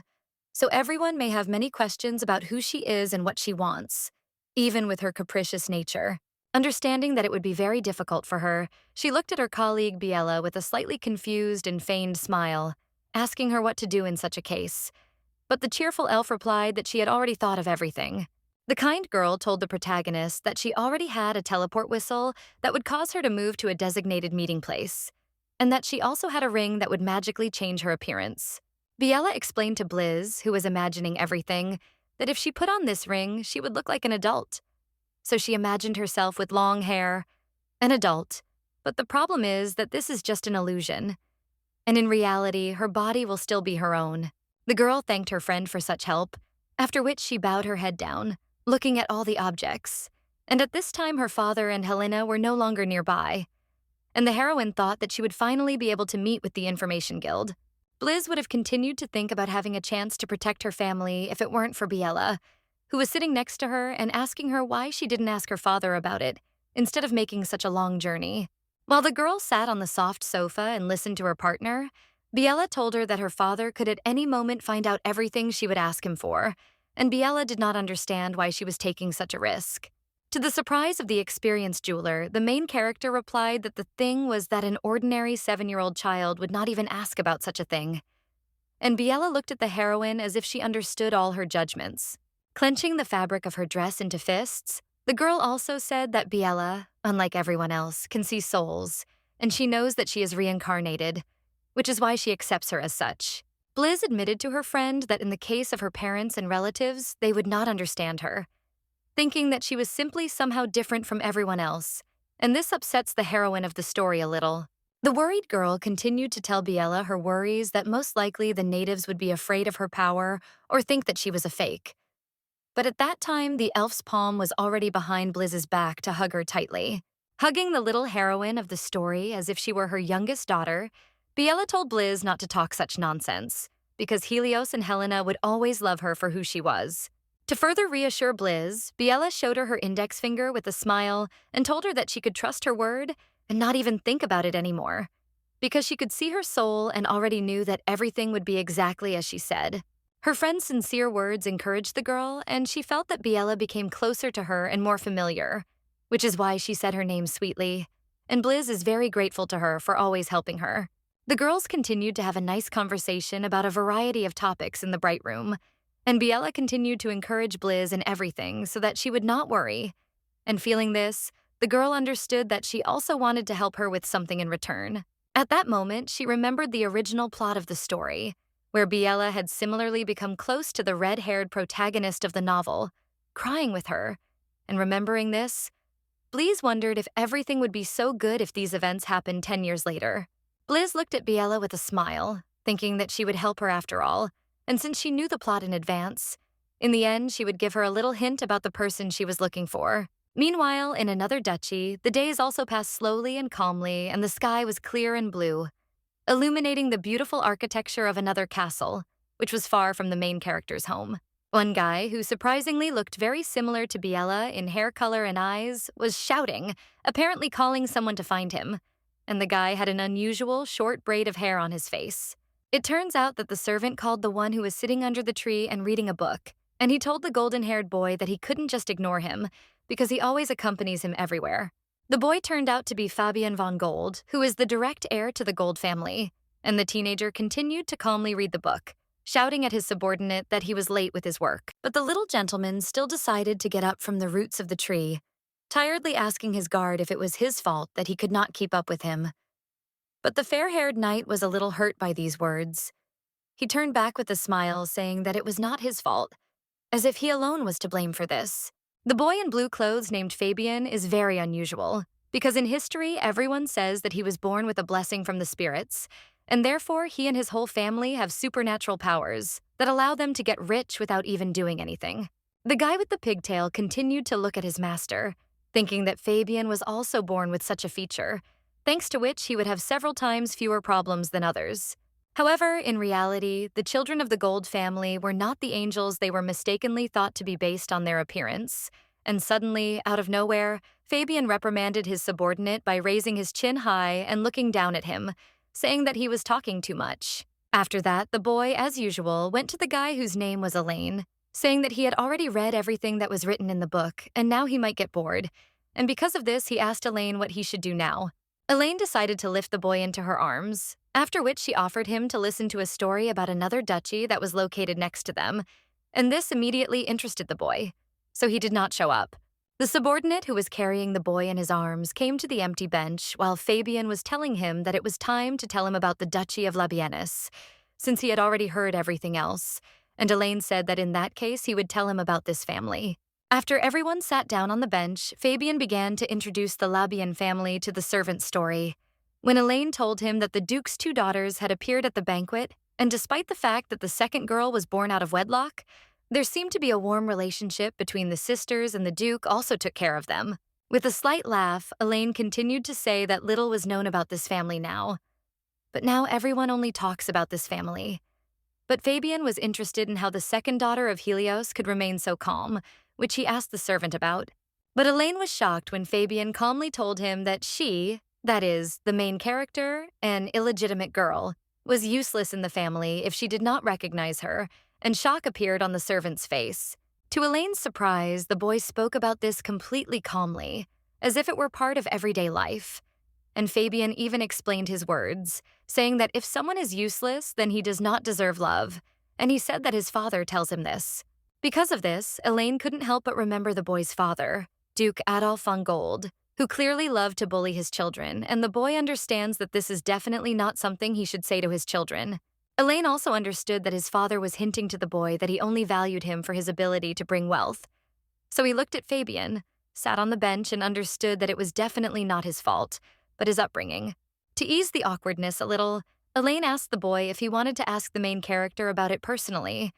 But Fabian again replied that his dad did not allow him to date outside of marriage, as if it would tarnish his luck and wealth. In order to calm the boy down, Elaine decided to put her hand on his shoulder and tell him that he shouldn't listen to everyone and take everyone's word for it, but should learn to draw his own conclusions and learn from them. So Elaine and Fabian continued to sit on the bench, talking about a variety of things that interested each of them, and the shade of a lush, tall tree saved them from the rays of the sun while they chatted together. And the servant also thought that everything was different in life, and there were even rumors that the changes in the duchy occurred precisely because of the second child. But Elaine himself could not understand one simple thing, and imagining the smile of the main character, who is almost the kindest in the world, he thought about whether this girl could make Fabian's crippled heart change. The boy even allowed himself to imagine how Fabian himself was embarrassed and ashamed of himself, standing right in front of Bleez, who turned out to be completely different from what his father had told him. And Elaine was sure that this girl would make his heart beat faster. Meanwhile, interesting events were also taking place in the central temple of the Riaz Empire. And in the very center of the temple, the oracle that determined the future of the continent was going into oblivion. That is, it was dying. The subordinate who stood next to the Great Lord was already trying to tell him with anxiety and excitement that this meant something very terrible, connected with the awakening of evil. The Great Lord had already sensed that great changes were coming, and he thought that he had to urgently notify the Emperor of the continent about this, because he knew that when darkness engulfed the entire world and the chosen child challenged the evil, the demon himself would appear. Because of this, the Great Lord urgently told his subordinate to inform the Emperor that they must definitely find the child of prophecy so that it would not be too late, and the servant said that he would do it right away, watching as the holy man walked away from him and turned around for the last time. The fact is that the child of the prophecy, the girl in white, has the most unusual abilities, thanks to which only she is able to challenge the devil himself. And thanks to the predictions, everyone already knows that such a child will be born in the Labian family. But there is one nuance. The nuance is that even if the temple and its followers have long known in which family the savior will be born, they will still have a hard time finding him, even using blue magic in their hands and hidden capes. The subordinate was already writing a letter to the emperor with a trembling hand about the child of the prophecy, while all the worried servants were thinking about the fact that the entire Labian family was scattered all over the map, so it would be difficult to find that one child. And it was for this reason that when the emperor of the Riaz continent, Liteos Ino Riaz himself, read the letter from the sacred temple, he decided that the imperial family would arrange a meeting with each of the Labian family. When the emperor finally received the letter from the high-ranking temple, he read it and then placed it on the table, still thinking about the demon king and his existence. He guessed that most likely the myths about his existence were considered the real truth. And already imagining the child of prophecy, the emperor thought that in fact he had known this information for a long time, because this legend was passed down in his family from generation to generation. The story that a child of prophecy would appear who would fight back the demon was passed from hand to hand, like the same crown of emperors and power in the empire, to each in turn.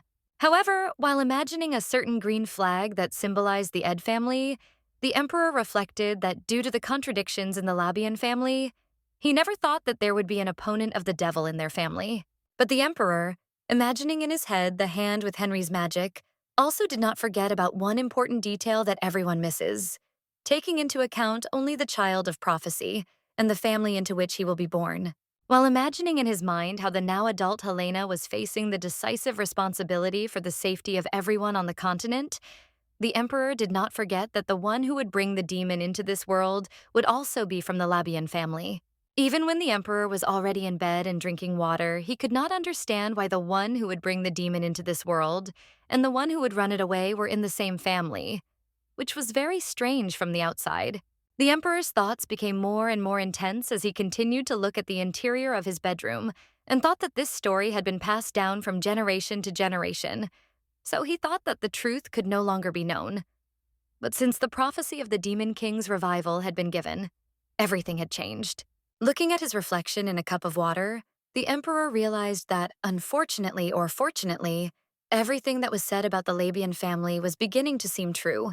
Due to the worries and thoughts about what happened, the emperor decided to put a cup of water on the tray, realizing that only searching for the child of prophecy could strengthen and speed up the revival of the Demon King, which is terrible and could be fatal for everyone.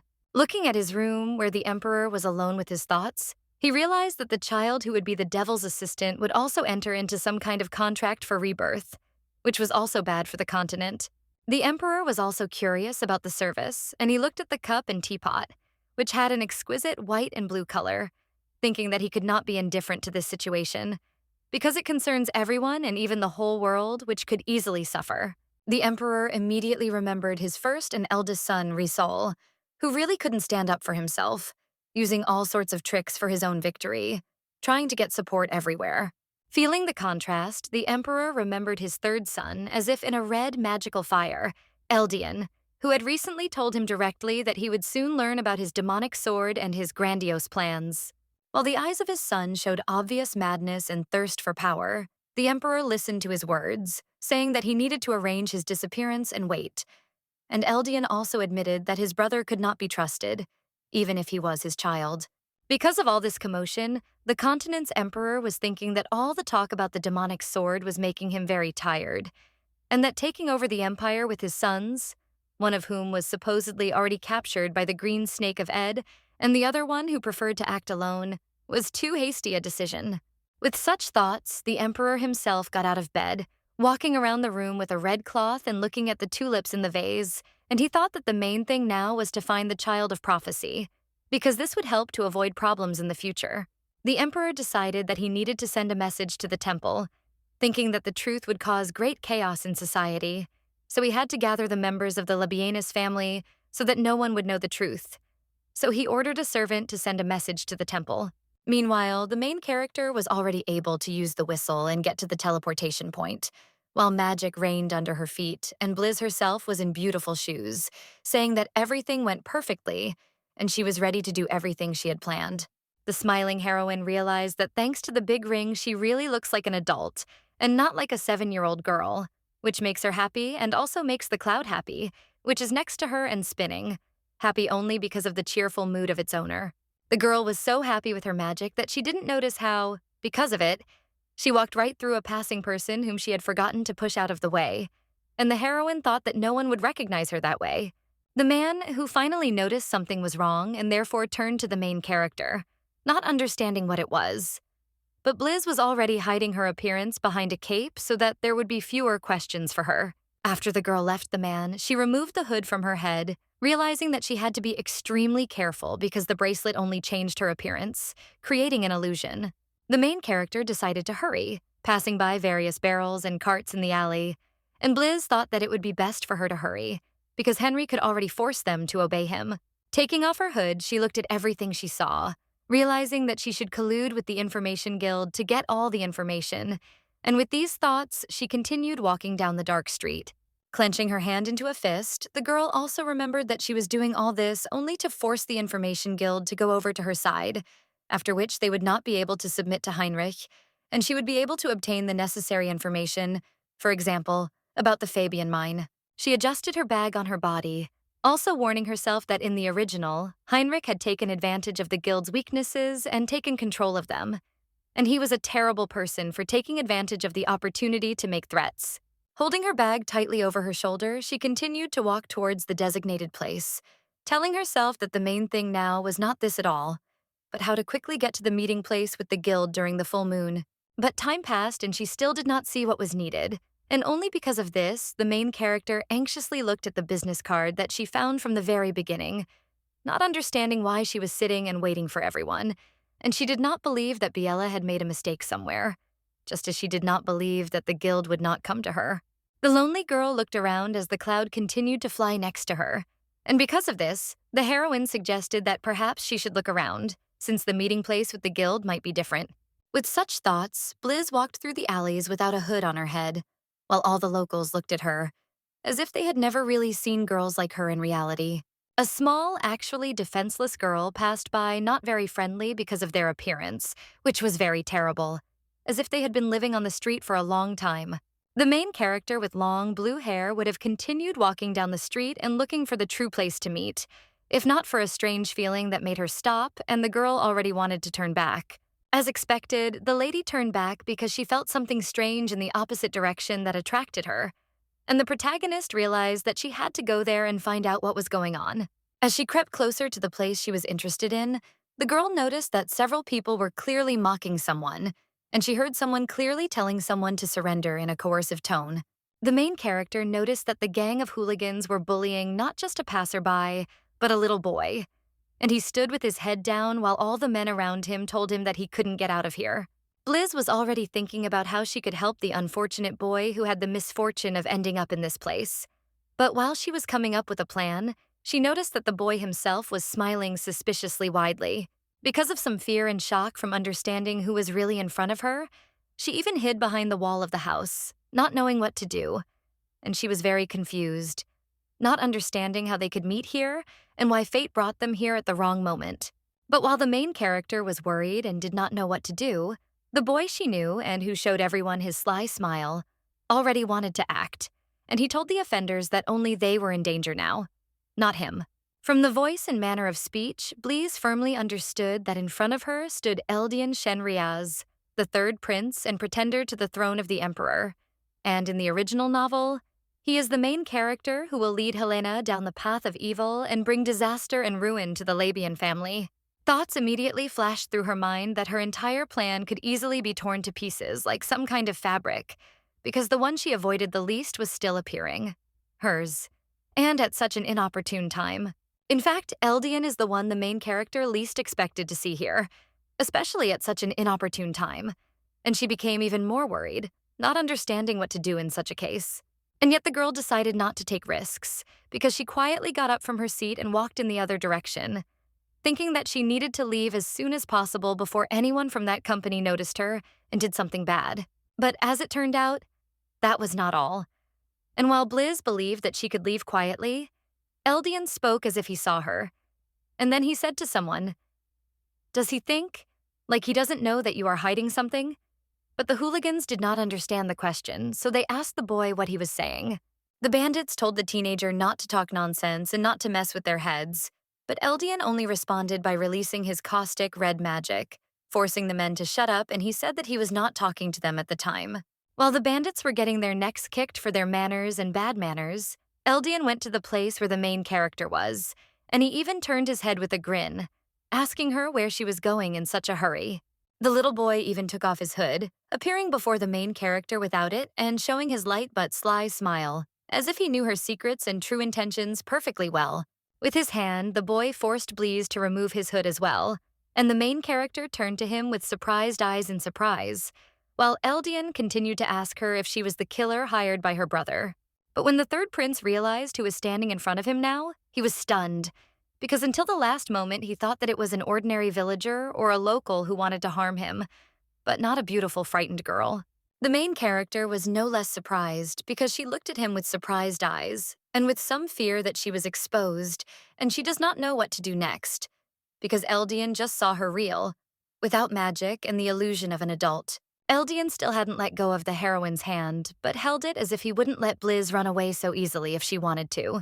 And he, perplexed by what was happening, asked what she was doing here while the girl couldn't recover from the shock. To find out what was happening to Eldian and what made him come to this alley after running into hooligans, you need to find out what happened about an hour ago, when the boy was wandering around the city and looking at the dark sky.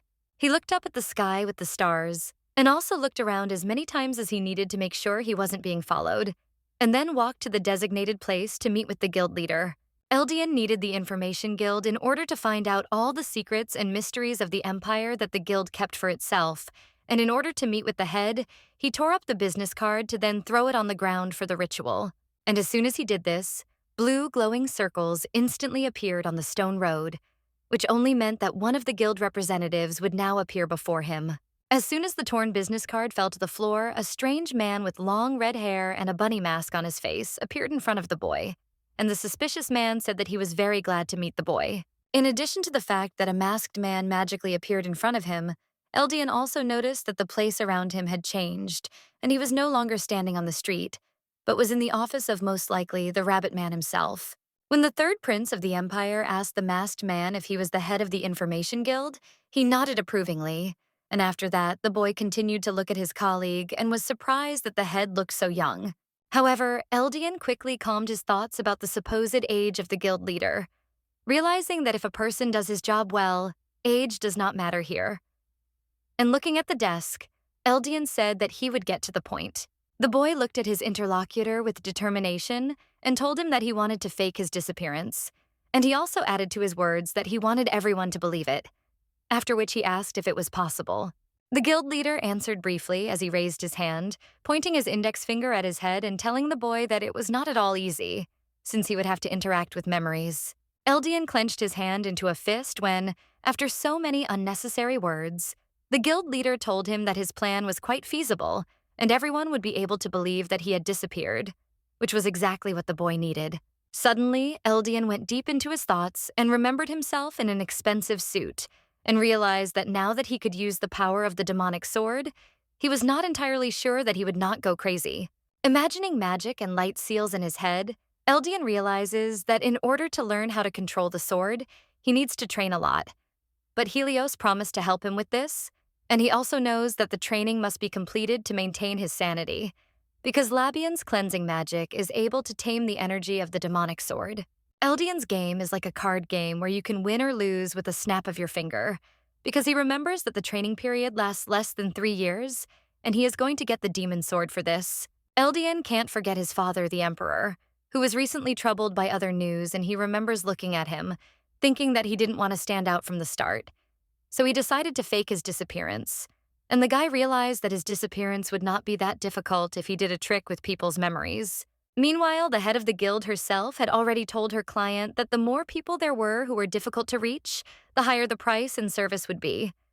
But Eldian was not afraid of either the price or the money spent. When the guild leader told his interlocutor that he didn't think a client like Eldian would have problems with money, Eldian himself laughed, as if agreeing with this, and asking the leader if he knew who he was. To this, the guild leader replied that if someone who makes money from information does not know something, such a person cannot be trusted. And the guild master also suddenly said that Eldian's request will be fulfilled by the specified date. But when the guild leader said that this was the end of their conversation, Eldian was so surprised and indignant that an emotion of real shock appeared on his face, and he did not expect this at all. Eldian's eyes even lit up with anger, turning from blue to red, because he looked at the guildmaster like that until the area around him turned back into an alley, and the master told him that they would hardly be able to meet in real life. Eldian could only watch as the guildmaster deftly jumped onto the fence, bowing to him and thanking him for using their services, and then the guildmaster mysteriously disappeared. The boy looked at the trace of magic that remained after the guild leader disappeared before his eyes.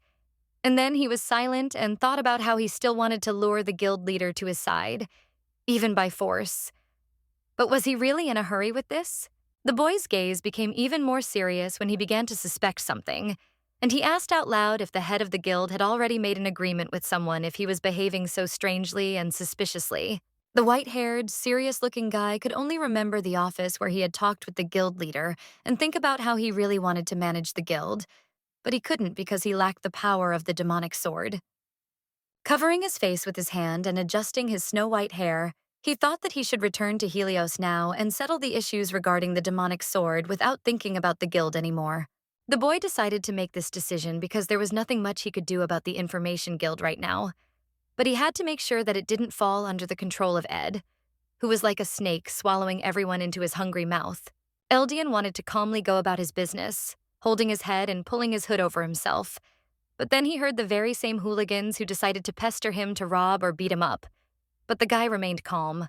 This whole situation made him laugh, and he looked with an evil smile at all the bandits who considered themselves the strongest, telling them that it was all so funny to him that he was even surprised.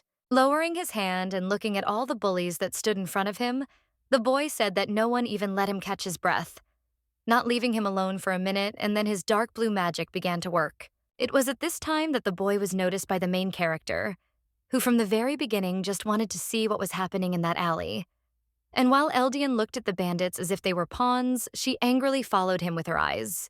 And when the third prince finally found the main character, who was in a hurry to run away from the place, she pretended that she was not surprised or shocked, although in fact she was panicky angry from the fact that he gave her away and did not let her leave. Moreover, when Blease recalled their first awkward meeting, when Eldian held her hand, she was outraged by his behavior, not understanding why he was talking to her as if they were longtime acquaintances. The couple stood outside, away from the bandits, and Bliz wanted to just leave, thinking that she would deal with everything else later. But Eldian did not leave her alone, and she also noticed that the bandits had come closer to them. The entire group looked at the boy, telling him that he knew who they were, so he should be afraid, and the men were so arrogant that they did not notice that in front of them was not just a boy, but the third imperial prince.